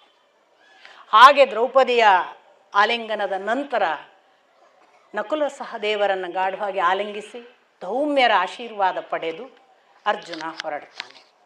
ಮೊದಲು ಹಿಮವತ್ ಪರ್ವತ, ಅಲ್ಲಿಂದ ಗಂಧಮಾದನ ಪರ್ವತ, ಅದರ ಮೇಲಿನ ಇಂದ್ರಕೀಲ ಪರ್ವತದ ಕಡೆಗೆ ಹೋಗ್ತಾನೆ. ಹೋಗ್ತಿರುವಾಗ ಇಂದ್ರಕೀಲ ಪರ್ವತದ ಹತ್ರ ಒಬ್ಬ ಜಟಾಧಾರಿ ಒಬ್ಬ ಋಷಿ ಕಾಣಿಸಿಕೊಳ್ತಾನೆ. ಆ ಋಷಿಯನ್ನು ಕಂಡ ಕೂಡಲೇ ಇವನು ಸ್ವಲ್ಪ ನಿತ್ತು ನಮಸ್ಕರಿಸಿ ತನ್ನ ಗೌರವಾದರಗಳನ್ನು ತೋರಿಸಿದ ಕೂಡಲೇ ಋಷಿ ಹೇಳ್ತಾನೆ, ಹೇಳಿ ಕೇಳಿ ಪರ್ವತದ ಕಡೆಗೆ ಬಂದಿದ್ದೀಯಾ? ಇದು ಇಂದ್ರಕೀಲ ಪರ್ವತ, ಇಲ್ಲಿ ಯಾವುದೇ ಪ್ರಾಣಿ ಭಯಗಳಿಲ್ಲ, ಶತ್ರು ಪೀಡೆಯೂ ಇಲ್ಲ, ಕೈಯಲ್ಲಿರುವ ನಿನ್ನ ಗಾಂಡೀವವನ್ನು, ಅಥವಾ ಅದು ಗಾಂಡೀವ ಅಂತ ಹೇಳಲ್ಲ, ನಿನ್ನ ಆಯುಧಗಳನ್ನು ಬಿಟ್ಟು ತ್ಯಜಿಸಿ ಬಾ ನನ್ನ ಬಳಿಗೆ. ಇವನು ತ್ಯಜಿಸೋದಿಲ್ಲ. ಪುನಃ ಹೇಳ್ತಾನೆ, ಯಾಕೆ ಆಯುಧಗಳನ್ನು ತ್ಯಜಿಸಿ ಬಾ ಎಂದೇನಲ್ಲ. ಕೂಡಲೇ ಅವನು ಹೇಳ್ತಾನೆ, ನಾನು ಬಂದಿರುವುದು ಬೇರೊಂದು ಉದ್ದೇಶಕ್ಕೆ, ನನಗೆ ಆಯುಧ ನನ್ನ ಆಸರೆ, ನಾನಿದನ್ನು ಬಿಡುವಂತಿಲ್ಲ. ಅರೆ, ನಾನು ಕರೆಯುತ್ತಿದ್ದೇನೆ, ಎಲ್ಲ ಶಸ್ತ್ರಾಸ್ತ್ರಗಳನ್ನು ತ್ಯಾಗ ಮಾಡು, ನಾನು ನಿನಗೆ ಸಕಲ ಉತ್ತಮ ಲೋಕಗಳನ್ನು ಅನುಗ್ರಹ ಮಾಡುತ್ತೇನೆ, ನನ್ನ ಬಳಿಗೆ ಬರುವುದಕ್ಕೆ ಯಾಕೆ ಹಿಂಜರಿಕೆ? ಆಗ ಅವನು ಹೇಳ್ತಾನೆ, ನನ್ನ ಸಹೋದರರು ಕಾಡಿನಲ್ಲಿ ದುಃಖದ ವನವಾಸ ಅನುಭವಿಸುವಾಗ ನನಗೆ ಯಾವ ಉತ್ತಮ ಲೋಕಗಳೂ ಬೇಡ. ನಾನು ಆ ಸಂಬಂಧ, ನನ್ನ ಭ್ರಾತೃ ಸಂಬಂಧದ ಕಾರಣವಾಗಿ ಅವರ ಒಳಿತಿಗಾಗಿ ಬಂದಿದ್ದೇನೆ. ನಾನು ಬೇರೆ ಉದ್ದೇಶಕ್ಕೆ ಹೊರಟಿರುವುದರಿಂದ ನನಗೆ ನಿನ್ನ ಅನುಗ್ರಹ, ನೀನು ಹೇಳುವ ಉತ್ತಮ ಲೋಕದ ಅನುಗ್ರಹ ಬೇಡ. ಆ ಬ್ರಾಹ್ಮಣ ಋಷಿ ಸಂಪ್ರೀತನಾಗ್ತಾನೆ, ನಿಜವೇಷ ತೋರಿಸ್ತಾನೆ, ಇಂದ್ರನಿರ್ತಾನೆ. ಮೆಚ್ಚಿದೆ ನಿನ್ನ ಶ್ರದ್ಧೆಯನ್ನು, ಹೋಗು, ಮೊದಲು ಶಿವನನ್ನು ಒಲಿಸಿಕೊಂಡು ಬಾ, ಆ ಬಳಿಕ ನಾನು ನಿನಗೆ ಕೊಡಬೇಕಾದದ್ದನ್ನು ಕೊಡುತ್ತೇನೆ. ಹಾಗೆ ಶಿವನನ್ನು ಒಲಿಸುವುದಕ್ಕೆ ಮತ್ತೆ ಗಂಧಮಾದನ ಪರ್ವತವನ್ನು ಹಿಡಿದು ಹಿಮವತ್ ಪರ್ವತಕ್ಕೆ ಬಂದು ಅಲ್ಲಿ ಕೂತು ತಪಸ್ಸಿಗೆ ತೊಡಗ್ತಾನೆ. ಈ ತಪಸ್ಸಿಗೆ ತೊಡಗಿದ್ದು ಯಾವ ಪರಿ ತೊಡಗಿದ್ದ ಅಂತಂದರೆ, 1 ತಿಂಗಳು ಬರೇ 3 ದಿವಸಕ್ಕೊಮ್ಮೆ ಒಣ ಎಲೆ ತಿಂತಿದ್ನಂತೆ. ಮುಂದಿನ ಇನ್ನೂ 1 ತಿಂಗಳು ಅವನು 6 ದಿವಸಕ್ಕೊಮ್ಮೆ ಹಣ್ಣು ತಿಂತಿದ್ದನಂತೆ. ಅದಾದ ನಂತರ 15 ದಿವಸಕ್ಕೊಮ್ಮೆ ಇನ್ನೂ 1 ತಿಂಗಳು, ಅಂದರೆ 3 ತಿಂಗಳನ ತಪಸ್ಸು, ಇನ್ನೂ 1 ತಿಂಗಳು 15 ದಿವಸಕ್ಕೆ ಒಮ್ಮೆ ನೀರು ಕುಡಿತಿದ್ದನಂತೆ. ಕೊನೆಯ 4ನೆಯ ತಿಂಗಳು ಬರೇ ವಾಯುಭಕ್ಷಣೆ, ಹೆಬ್ಬೆಟ್ಟಿನ ಮೇಲೆ ನಿಲ್ಲುವುದು, ಕೈಗಳೆರಡು ಎತ್ತಿಕೊಂಡು ತಪಸ್ಸು, ವಾಯು ಮಾತ್ರ.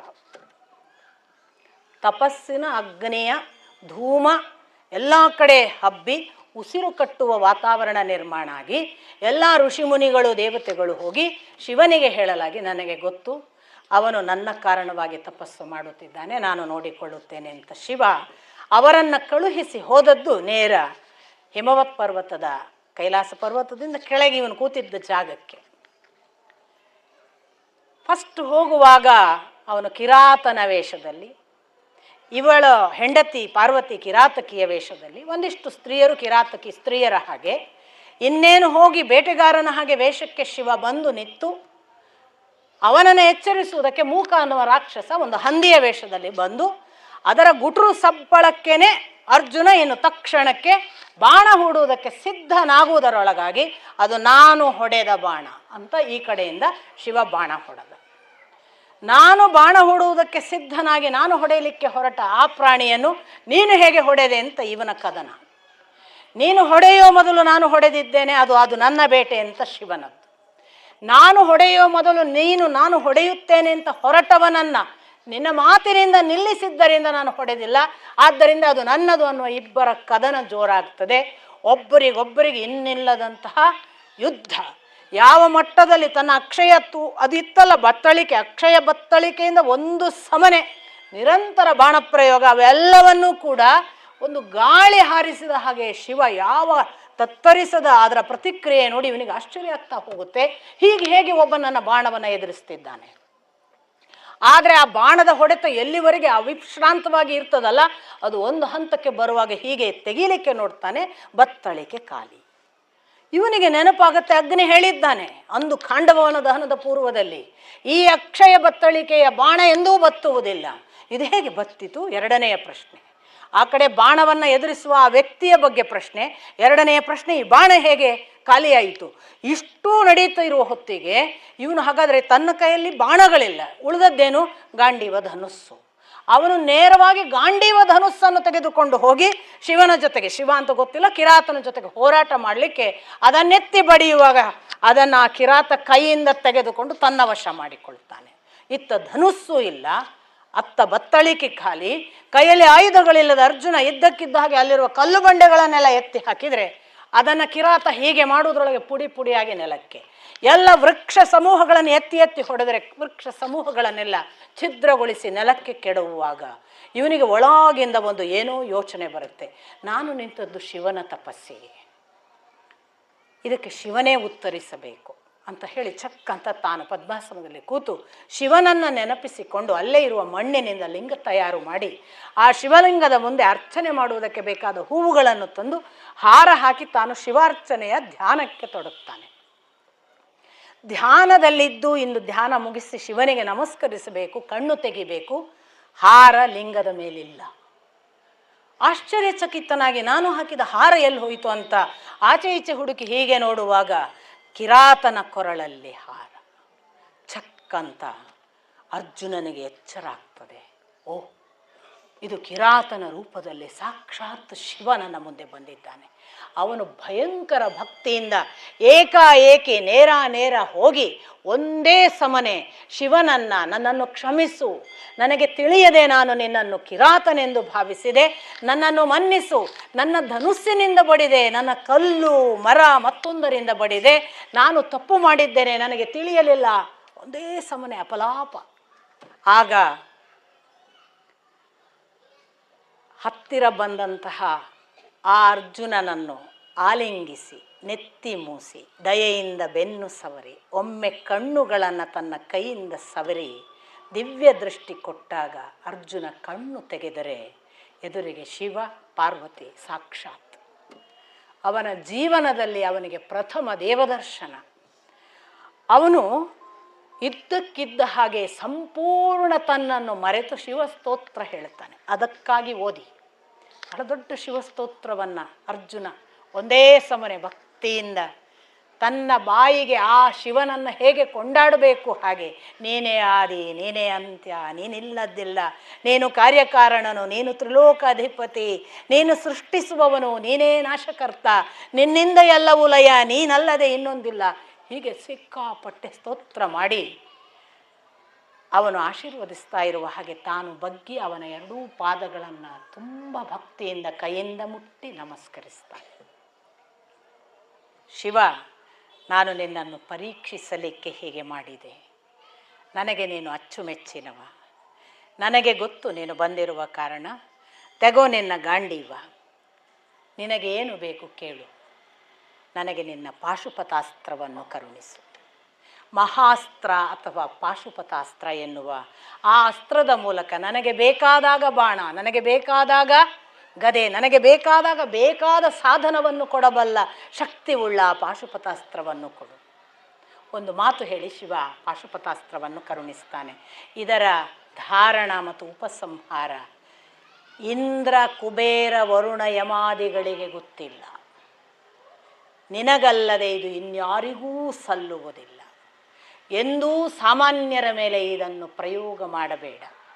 ಎಂದು ನೀನು ಇದನ್ನು ಸಾಮಾನ್ಯರ ಮೇಲೆ ಪ್ರಯೋಗಿಸುತ್ತೀಯೋ ಅಂದು ಲೋಕನಾಶವಾಗುತ್ತದೆ. ಎಚ್ಚರವಿರಲಿ. ಇದು ಪಾಶುಪತಾಸ್ತ್ರವನ್ನು ನಿನಗೆ ಕರುಣಿಸಿದ್ದೇನೆ. ಅರ್ಜುನನಿಗೆ ಪಾಶುಪತಾಸ್ತ್ರವನ್ನು ಒದಗಿಸಿ, ನಿನಗೆ ಇನ್ನೂ ಮುಂದೆ ದಿವ್ಯಾಸ್ತ್ರಗಳನ್ನು ಪಡೆಯಲಿಕ್ಕಿದೆ, ನೀನು ಇಂದ್ರನ ಬಳಿಗೆ ಹೋಗು, ಸ್ವರ್ಗಲೋಕಕ್ಕೆ ನಡಿ ಅಂತ ಶಿವ ಕಳಿಸಿ ಅವರಿಬ್ಬರು ಕೈಲಾಸದ ಕಡೆಗೆ ಅಂತರ್ಧಾನರಾಗ್ತಾರೆ. ಬಹಳ ಧನ್ಯತೆಯಿಂದ ಅರ್ಜುನ ಹೇಳ್ತಾನೆ, ನಾನೆಷ್ಟು ಧನ್ಯ, ಈ ಕಣ್ಣುಗಳಿಂದ ಕಣ್ಣಾರೆ ಆ ಶಿವನನ್ನು ಕಂಡೆ, ಆ ಪಾರ್ವತಿಯನ್ನು ಕಂಡೆ. ಜೀವನದಲ್ಲಿ ಈ ನನ್ನ ಕೈಗಳಿಂದ ನಾನಾಗಿ ಅವನ ಪಾದವನ್ನು ಸ್ಪರ್ಶಿಸುವ ಭಾಗ್ಯ ಪಡೆದೆ. ಇದು ಯಾರಿಗಿದೆ? ಶಿವ, ವಿಷ್ಣು ಗಲಾಟೆ ಮಾಡೋರೆಲ್ಲ ಓದಬೇಕು. ಕೃಷ್ಣ ಮಿತ್ರ ಅರ್ಜುನ ಶಿವನನ್ನು ಕೊಂಡಾಡುವುದನ್ನು ನೋಡಬೇಕು. ಉಪನಿಷತ್ತುಗಳನ್ನು ನೋಡಿ ನಿಮಗೆ ಶಿವನಿಗೆ ಸುಪ್ರೀಂ ಎನರ್ಜಿಯಾಗಿ ಈಶ್ವರ ಹೆಸರು ಬರುತ್ತೆ, ಮಹೇಶ್ವರ ಅಂತ. ಬ್ರಹ್ಮನಿಗೆ ಸುಪ್ರೀಂ ಎನರ್ಜಿಯಾಗಿ ಬ್ರಹ್ಮ ಹೆಸರು ಬರುತ್ತೆ. ಸುಪ್ರೀಂ ಎನರ್ಜಿಯ ಹೆಸರಾಗಿ ವಿಷ್ಣುವಿಗೆ ನಾರಾಯಣ ಹೆಸರು ಬರುತ್ತೆ. ಅಂದರೆ ವೇದವ್ಯಾಸರಾಗಲಿ ಉಪನಿಷತ್ಕಾರರಾಗಲಿ ಮೂವರಿಗೂ ಆ ಹೆಸರು ಕೊಡುವಾಗ ಸುಪ್ರೀಂ ಎನರ್ಜಿ ಅಂತಲೇ ಕೊಟ್ಟಿದ್ದಾರೆ. ಈಶ್ವರ ಅಂದರೂ ಸುಪ್ರೀಂ ಎನರ್ಜಿ, ಮಹೇಶ್ವರ. ಆಮೇಲೆ ಬ್ರಹ್ಮ ಅಂದರೂ ಸುಪ್ರೀಂ ಎನರ್ಜಿ. ಅದಲ್ಲದೆ ಮೂರನೆಯ ನಾರಾಯಣ ಅಂದರೂ ಸುಪ್ರೀಂ ಎನರ್ಜಿ. ಸುಪ್ರೀಂ ಎನರ್ಜಿಯನ್ನು ಮೂರು ಹೆಸರಿನಿಂದ ಕರೆಯಬಹುದು. ಕರೆದಿದ್ದಾರೆ ಋಷಿಮುನಿಗಳು ಅಂತ ದಾಖಲೆ ಇದೆ. ಈ ಮೂರು ಸುಪ್ರೀಂ ಎನರ್ಜಿಯ ಹೆಸರನ್ನು ಹಿಡ್ಕೊಂಡು ಮೂರು ಜನ ಜಗಳ ಮಾಡ್ತಾ ಕೂತರು. ಸಿದ್ಧಾಂತವಾಯಿತು. ಸಿದ್ಧಾಂತದ ಬಾಧೆಗೆ ಬಿದ್ದರು. ನಾವು ದೊಡ್ಡವರು, ನೀವು ಕಮ್ಮಿ ಅಂತ ನಾವೇ ಜಗಳ ಮಾಡಿದ್ವಿ.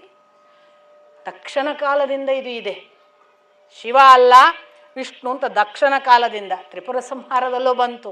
ಸಾಕ್ಷಾತ್ ಕೃಷ್ಣ ಶಿವನನ್ನು ಪ್ರಾರ್ಥಿಸಿ ಪ್ರದ್ಯುಮ್ನನನ್ನು ಪಡೆಯುತ್ತಾನೆ. ದೊಡ್ಡ ತಪಸ್ಸನ್ನು ಮಹಾಭಾರತದಲ್ಲಿ ಅನುಶಾಸನ ಪರ್ವದಲ್ಲಿ ಕೃಷ್ಣ ತಾನು ಶಿವನ ತಪಸ್ಸು ಮಾಡಿದ್ದನ್ನು ಉಲ್ಲೇಖ ಮಾಡ್ತಾನೆ. ಯಾಕೆ ನಮಗೆ ಸಣ್ಣತನವು? ಭಗವಂತನ ಜೊತೆಗೂ ಕೂಡ ನಮ್ಮ ಮನುಷ್ಯ ಭಾವ, ರಾಗ ದ್ವೇಷ ಭಾವಗಳಿಂದ ನಿಜವಾಗಿ ಇರುವ ಸುಪ್ರೀಂ ಎನರ್ಜಿಯನ್ನು ಅನುಭವಿಸಲಿಕ್ಕೆ ಆಗಲಿಲ್ಲ. ಅರ್ಜುನ ಕೊಂಡಾಡಿದ, ಧನ್ಯತೆಯನ್ನು ಪಡೆದ. ದೇವರು ಕಣ್ಣಿಗೆ ಕಾಣುವುದಕ್ಕಿಂತಲೂ ಪಾದ ಮುಟ್ಲಿಕ್ಕೆ ಸಿಗೋದು ಭಾರೀ ದೊಡ್ಡ ಭಾಗ್ಯ ಅಂತಾರೆ ಅಧ್ಯಾತ್ಮ ಪಥದಲ್ಲಿ. ಎನ್ನ ಕೈಯು ಕೊಲೆ ಗಡುಕ ಕಣ್ಣು ಹುಲು ಭೋಗದೆಂಚಲಾಗಿ ಎದೆಯು ನಂಜುಗುಣಿ ಮೃತ್ಯು ಜೀವ ಜವ ಗಂಜಿ ಬಾಗಿ ಬೇಗಿ ನಿನ್ನ ಪದ್ಮಪದ ಕಣ್ಣಿಗೊತ್ತಿ ಜನಿ ಮೂಲ ಧನ್ಯ ಮಾಡೆ. ಸತ್ಯಕಾಮರು, ನಿನ್ನ ಪದ್ಮಪದ ಕಣ್ಣಿಗೊತ್ತಿ ಜನಿ ಮೂಲ ಧನ್ಯ ಮಾಡೆ. ಅಮಲ ಕಮಲ ಸಮ ಚರಣ ಯುಗಲವನು ಈ ಕಂದ ಗಭಯ ನೀಡೆ. ತಾಯಿ ಅಥವಾ ದೇವರು ಕಣ್ಣಿಗಾದರೂ ಕಂಡಾರಂತೆ, ಕೈಗೆ ಮುಟ್ಲಿಕ್ಕೆ ಸಿಗೋದಿದೆಯಲ್ಲ ಸಾಮಾನ್ಯ ಭಾಗ್ಯ ಅಲ್ಲ ಅಂತ. ಅರ್ಜುನ ಒಂದು ವನವಾಸದ ನೆಪದಲ್ಲಿ, ಒಂದು ಆಯುಧದ ನೆಪದಲ್ಲಿ ಮಾಡಿದ ತಪಸ್ಸು ಎಂಥದ್ದು ಅಂತ ನೋಡಿದರೆ ನಮಗೆ ಒಬ್ಬ ಅರ್ಜುನ, ಒಬ್ಬ ಯೋಧ, ಒಬ್ಬ ಬಹಳ ಬಿಲ್ಗಾರ ಅಷ್ಟೇ ಅಲ್ಲ ಅನ್ನೋದು ಗೊತ್ತಾಗ್ತದೆ. ಅದು ಯಾವ ಮಟ್ಟದ ತಪಸ್ಸಿನ ನಂತರ ಅವರು ಬಿಲ್ಗಾರರು. ಹಾಗೊಂದು ಶಿವನನ್ನು ಒಲಿಸಿದ ನಂತರ ಇಂದ್ರಕೀಲ ಪರ್ವತದ ಮೇಲೆ ಹೋಗಿ ಸ್ವರ್ಗಲೋಕಕ್ಕೆ ಹೋಗುವ ಹೊತ್ತಿಗೆ ಇಂದ್ರ ಕಾಯ್ತಿದ್ದ. ಇಂದ್ರನಿಗೂ ಗೊತ್ತಿತ್ತು. ದಾರಿಯಲ್ಲಿ ಅವನಿಗೆ ಮತ್ತೆ ಇಂದ್ರನಲ್ಲದೆ ಲೋಕಪಾಲಕರಾದ ಅಗ್ನಿ, ವರುಣ ಮತ್ತು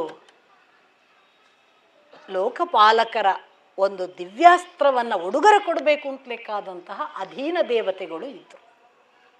ಹಾಗೆ ಮೊದಲು ವರುಣ, ಯಮ ಭೆಟ್ಟಿಯಾಗಿ ಹೇಳಿದನಂತೆ, ಇದು ತೆಗೆದುಕೋ, ನನ್ನ ಕಡೆಯಿಂದ ನಿನಗೊಂದು ಆಯುಧ, ಇದು ಯಮದಂಡ. ಅದು ನಿನಗೆ ಬೇಕಾದಾಗ ನಿನಗೆ ಯಾವುದನ್ನು ಮನಸ್ಸಿನಲ್ಲಿ ಇಚ್ಛಿಸಿ ಬಳಸುತ್ತೀಯೋ ಅದನ್ನು ಮಾಡುತ್ತೆ ಅಂತ ಯಮದಂಡ ಕೊಟ್ಟ. ವಾರುಣಾಸ್ತ್ರ ಕೊಟ್ಟ ವರುಣ, ಅದಕ್ಕೆ ವರುಣ ಪಾಶ ಅಂತ ಹೇಳೋದು, ಅದು ಬಂಧಿಸಿ ಬಿಟ್ಟರೆ ಬಿಡಲ್ಲ. ಹಾಗಾಗಿ ಇದು ವಾರುಣಾಸ್ತ್ರ ತಗುವಂತ ವಾರುಣಾಸ್ತ್ರವನ್ನು ಕೊಟ್ಟ. ವರುಣನ ಮುಖಾಂತರ ಅದನ್ನು ಪಡೆದ. ಹೀಗೆ ಅವುಗಳನ್ನು ಸ್ವೀಕರಿಸಿ ಇಂದ್ರನ ಬಳಿಗೆ ಹೋದಂತಹ ಕುಬೇರ ಅಂತರ್ಧಾನಾಸ್ತ್ರ ಕೊಟ್ಟ ಅಂತ, ಮಾಯ ಆಗುವ ಹಾಗೆ. ಒಂದು ಹೊಡೆದ ಆಯುಧ ಇಲ್ಲದ ಹಾಗೆ ಬಂದು ಬಿಟ್ಟಾಗಲೇ ಗೊತ್ತು ಅಲ್ಲಿ ಬಂದು ಬಿತ್ತು ಅಂತ. ಹಾಗೆ ಒಂದು ಅಂತರ್ಧಾನಾಸ್ತ್ರ ಎಲ್ಲ ತೆಗೆದುಕೊಂಡು ಇಂದ್ರನ ಬಳಿಗೆ ಬರ್ತಾನೆ. ಇಂದ್ರ ಇನ್ನಿಲ್ಲದ ವೈಭವದ ಸ್ವಾಗತ ಕೊಡ್ತಾನೆ.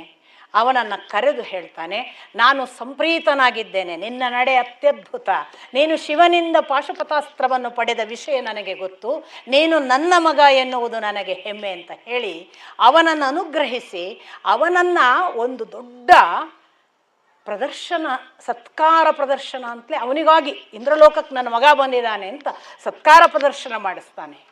ಆ ಸತ್ಕಾರ ಪ್ರದರ್ಶನ ಜೊತೆಗೆ ಅವನಿಗೆ ಎಲ್ಲ ರೀತಿಯ ವೈಭವಗಳನ್ನು ಅನುಗ್ರಹ ಮಾಡಿ ಆ ಸತ್ಕಾರ ಪ್ರದರ್ಶನದಲ್ಲಿ ಊರ್ವಶಿ ನಾಟ್ಯ ಮಾಡ್ತಾಳೆ.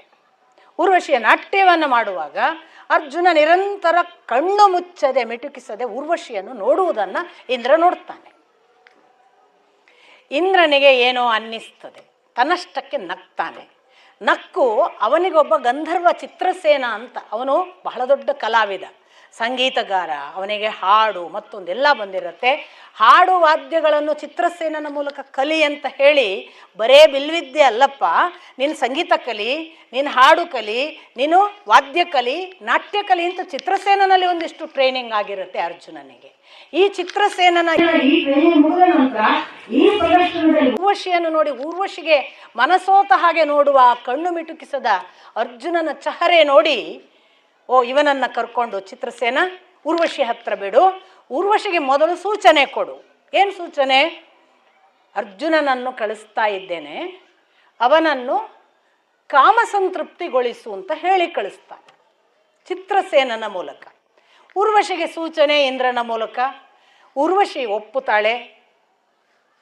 ಒಪ್ಪುತ್ತಾಳೆ ಅನ್ನುವಾಗ ಚಿತ್ರಸೇನ ಹೋಗಿಬಿಟ್ಟು ಊರ್ವಶಿಯ ಮುಂದೆ ಅರ್ಜುನನನ್ನು ಕೊಂಡಾಡಿದ್ದನ್ನು ನೀವು ಕೇಳಬೇಕು, ಓದಬೇಕು. ಅರ್ಜುನ ಅಂತಿಂಥ ಸುಂದರಾಂಗನಲ್ಲ, ಅವನ ರೂಪಕ್ಕೆ ಸರಿಸಾಟಿ ಇಲ್ಲ. ಅವನು ಪ್ರಿಯಭಾಷಿ, ಮಿತಭಾಷಿ, ಮಾತನಾಡಲಿಕ್ಕೆ ತೊಡಗಿದರೆ ಅಸ್ಖಲಿತ ವಾಗ್ಮಿ.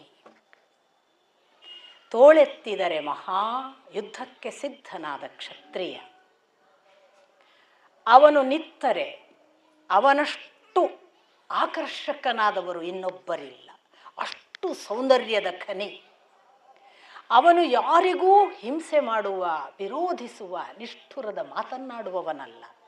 ಎಲ್ಲರಿಗೂ ಇಷ್ಟನು, ಎಲ್ಲರನ್ನೂ ಪ್ರೀತಿಸುವ ಭಾವ, ಭಕ್ತರೆಂದರೆ ಹೆಚ್ಚಿನ ಒಲವು. ಅಂಥ ಅರ್ಜುನ ಮಹಾ ತೇಜಸ್ವಿ, ಸ್ಫುರದ್ರೂಪಿ. ಅಂಥ ಅರ್ಜುನನನ್ನು ಹೀಗೆ ಇಂದ್ರ ಹೇಳಿದ್ದಾನೆ, ನೀನು ಮಾಡಿಕೊಡು, ಈ ಕೆಲಸವನ್ನು ನಿರ್ವಹಿಸು. ಊರ್ವಶಿ ಅದನ್ನು ಸ್ವೀಕರಿಸ್ತಾಳೆ.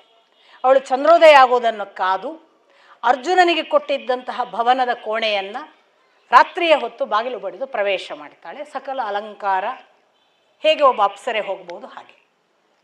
ಬಾಗಿಲು ತೆಗಿತಾನೆ ಅರ್ಜುನ. ತುಂಬ ಸುಂದರವಾಗಿ ಅಲಂಕರಿಸಿಕೊಂಡ ಒಬ್ಬ ಕನ್ಯೆ ಬಂದಾಗ ಒಬ್ಬ ಗಂಡು ಹೇಗೆ ಪ್ರತಿಕ್ರಿಯಿಸಬಹುದು ಅಂತ ಊರ್ವಶಿ ಭಾವಿಸಿರ್ತಾಳೆ. ಅಂತ ಯಾವ ಪ್ರತಿಕ್ರಿಯೆ ಮಾಡದೆ ನೇರವಾಗಿ ನಮಸ್ಕರಿಸ್ತಾನೆ ಅರ್ಜುನ. ಇವಳಿಗೆ ನಿರಾಶೆ ಆಗ್ತದೆ. ಒಬ್ಬ ಹೆಣ್ಣು ತಾನು ಕಾಮಾತುರಳಾಗಿ ಒಬ್ಬ ಗಂಡಿನ ಹತ್ರ ಹೋದಾಗ ನಮಸ್ಕರಿಸಿದರೆ ಅರ್ಧ ಸೋತ ಅಂತ ಲೆಕ್ಕ. ಇವಳು ನಮಸ್ಕರಿಸಿ ಬಿಟ್ಟಾಗ ಏನು ಮಾಡುವುದು ಗೊತ್ತಾಗುವುದಿಲ್ಲ ಅವಳಿಗೆ. ಅವಳು ನೇರವಾಗಿ ಹೇಳ್ತಾಳೆ, ನೀನು ನನ್ನನ್ನು ಯಾಕೋ ಬೇರೆ ರೀತಿಯಿಂದ ನೋಡುವಂತೆ ಕಾಣಿಸುತ್ತದೆ. ನಾನು ಬಂದುದು ಬೇರೆ ಉದ್ದೇಶದಿಂದ. ನನಗೆ ನಿನ್ನ ಜೊತೆಗೆ ಒಂದು ಸಮಾಗಮದ ಇಚ್ಛೆ ಇದೆ. ನಾನು ಹಾಗೆ ಬರುವುದಕ್ಕೆ ನನಗೆ ಬೇರೆ ಬೇರೆ ಕಾರಣಗಳಿವೆ. ನೀನು ನನ್ನನ್ನು ನೋಡಿ ಇಚ್ಛೆ ಪಟ್ಟಿದ್ದಿ, ಇಷ್ಟಪಟ್ಟಿದ್ದಿ ಅನ್ನುವ ಸೂಚನೆಗಳು ನನಗೆ ಸಿಕ್ಕಿವೆ. ಇಂದ್ರನೂ ಹಾಗೆ ನನಗೆ ಚಿತ್ರಸೇನನ ಬಳಿ ಹೇಳಿ ಕಳುಹಿಸಿದ್ದಾನೆ. ಹಾಗೆ ನೋಡಿದರೆ ಅಂದು ನೀನು ಆ ಪ್ರದರ್ಶನದಲ್ಲಿ ಅದು ಹೇಗೆ ನನ್ನನ್ನು ಕಣ್ಣು ಮಿಟಿಕಿಸದೆ ನೋಡಿದ್ದೀಯಲ್ಲ, ಅಂದೇ ನನಗೆ ನಿನ್ನ ಬಗ್ಗೆ ಒಲವಾಗಿತ್ತು. ಅದಕ್ಕೆ ಸರಿಯಾಗಿ ನನ್ನನ್ನು ಇಂದ್ರ ಕಳುಹಿಸಿದ. ನಾನು ಈಗ ಬಂದಿದ್ದೇನೆ, ಬಾ, ನಾನು ಸಿದ್ಧಳಿದ್ದೇನೆ, ನೀನು ಯಾಕೆ ವಂಚಿಸಿಕೊಳ್ಳುತ್ತಿ. ಇವನು ಕೆನ್ನೆ ತಟ್ಟಿಕೊಳ್ಳುತ್ತಾನೆ. ನಾನು ನಿನ್ನನ್ನು ನೋಡಿದ್ದು ಹೌದು, ಆದರೆ ನಾನು ನೋಡಿದ್ದು ಖಂಡಿತಕ್ಕೂ ನೀನು ಭಾವಿಸಿದ ಭಾವದಿಂದ ಅಲ್ಲ. ನಾನು ಯಾಕೆ ನೋಡಿದೆ ಗೊತ್ತೇ? ನನಗೆ ಇಂದ್ರನ ಹೆಂಡತಿ ಶಚಿ ತಾಯಿ, ನನ್ನ ಹೆತ್ತ ತಾಯಿ ಕುಂತಿ ತಾಯಿ, ನನಗೆ ನೀನು ಕೂಡ ನನ್ನ ವಂಶದ ಮಾತಾಮಹಿ. ಹೇಗೆ ಗೊತ್ತೇ? ನಾವು ಪುರು ವಂಶದವರು. ಪುರು ಹುಟ್ಟುವುದಕ್ಕೆ ಕಾರಣ ಪುರೂರವ, ಅವನ ಹೆಂಡತಿ ಊರ್ವಶಿ ನೀನು. ನನಗೆ ಮಾತಾಮಹಿ, ನನ್ನ ವಂಶದ ಆದಿಕರ್ತೃ ತಾಯಿ ನೀನು. ಆ ತಾಯಿಯನ್ನು ಆ ಪರಿ ನೋಡಿದ್ದೆ, ನನ್ನ ವಂಶಕ್ಕೆ ಕಾರಣಳಾದ ತಾಯಿಯಲ್ಲವೇ ಎನ್ನುವ ಸೌಭಾಗ್ಯದಿಂದ ನೋಡಿದ್ದೆ. ಮತ್ತೊಮ್ಮೆ ನಮಿಸುತ್ತೇನೆ, ನೀನು ನನ್ನ ತಾಯಿ. ನೆನ್ಪು ಮಾಡಿಕೊಳ್ಳಿ, ಪುರೂರವ, ಊರ್ವಶಿ, ಅವರ ನಂತರವೇ ಆಯು, ಶತಾಯು, ವನಾಯು, ದೃಢಾಯು, ಆಯುವಿನಿಂದ ನಹುಷ, ನಹುಷನಿಂದ ಯಯಾತಿ, ಯಯಾತಿಯಿಂದ ದೃಶ್ಯು ಅಥವಾ ತುರ್ವಸು, ಅವರ ಜೊತೆಗೆ ಯದು, ಪೂರು ಹುಟ್ಟಿರೋದು. ಪೂರುವಿನ ನಂತರದ ವಂಶವೇ ಜನಮೇಜಯ. ಅಲ್ಲಿಂದ 14ನೇ 18ನೇ ತಲೆಮಾರು ಈಲಿನಿಂದ ದುಷ್ಯಂತನಿಂದ ಭರತ, ಭರತನ ಪುತ್ರರು ಇಬ್ಬರು ಭುಮನ್ಯು ಮತ್ತು ಸುಹೋತ್ರ. ಅಲ್ಲಿಂದ ಬಂದವರು ವಿಕುಂಠನ ಮತ್ತು ಹಸ್ತಿಗೆ ಹುಟ್ಟಿದವರು ವಿಕುಂಠನ ಮತ್ತು ಅಜಮೀಢ. ಅಜಮೀಢನ ವಂಶದಲ್ಲಿ ಹುಟ್ಟಿದವ ಸಂವರಣ, ಸಂವರಣನ ಮಗ ಕುರು, ಕುರುವಿಗೆ ಅದು ವಿದೂರ ಮತ್ತು ಅನಶ್ವ ಅನ್ನುವ ಇಬ್ಬರು ಮಕ್ಕಳು. ಅವರ ನಂತರದಲ್ಲಿ ಪರೀಕ್ಷಿತ, ಭೀಮಸೇನ. ಆ ಬಳಿಕ ಹುಟ್ಟಿದವರು ಪ್ರತಿಶ್ರವಸ ಮತ್ತು ಪ್ರತೀಪ. ಪ್ರತೀಪನ ಮಗ ಶಾಂತನು, ಶಾಂತನುವಿನ ಮಕ್ಕಳು ಚಿತ್ರಾಂಗದ ಮತ್ತು ವಿಚಿತ್ರವೀರ್ಯ. ಆ ವಿಚಿತ್ರವೀರ್ಯನ ಮಕ್ಕಳೇ ಧೃತರಾಷ್ಟ್ರ ಪಾಂಡು ಅಲ್ಲವಾ, ಪಾಂಡುವಿನ ಮಗ ಅರ್ಜುನ. ಪುರೂರವನ ಹೆಂಡತಿಯನ್ನು ನೋಡುವಾಗ ವಂಶ ನೆನಪಿಸ್ತಾನೆ ಅರ್ಜುನ. ಅಂದರೆ ತನ್ನ ಕುಲವನ್ನು ಎಷ್ಟು ಗೌರವಿಸ್ತಾನೆ. ನಾವು ಹುಟ್ಟಿನಿಂದ ನೋಡಬೇಕಾದದ್ದು ಯಾವುದು? ಅರ್ಜುನನ ತಪಸ್ಸೆಂಥದ್ದು. ಅವನ ತಾಯಿಗೆ ನಮಿಸಿದ. ಮತ್ತೊಮ್ಮೆ ತಾಯಿ ತುಂಬ ಕುಪಿತಳಾಗಿ ಶಪಿಸಿ ಬಿಡ್ತಾಳೆ. ಅಪೇಕ್ಷೆ ಪಟ್ಟು ಇಚ್ಛಿಸಿ ಬಂದ ಹೆಣ್ಣನ್ನು ನಿರಾಕರಿಸಿದ್ದಿ, ನಪುಂಸಕನಾಗಿ ನಾಟ್ಯ ಸಂಗೀತ ಹೇಳುತ್ತಾ ಒಂದಿಷ್ಟು ಕಾಲ ಭೂಲೋಕದಲ್ಲಿ ನಪುಂಸಕನಾಗಿ ಬದುಕುವಂತಾಗಲಿ. ಅರ್ಜುನ ಗಾಬರಿ ಆಗ್ತಾನೆ. ಚಿತ್ರಸೇನನಿಗೆ ಹೇಳಿ ಕಳಿಸ್ತಾನೆ, ಹೀಗಾಗಿದಪ್ಪ, ನಾನೇನು ಮಾಡಲಿ?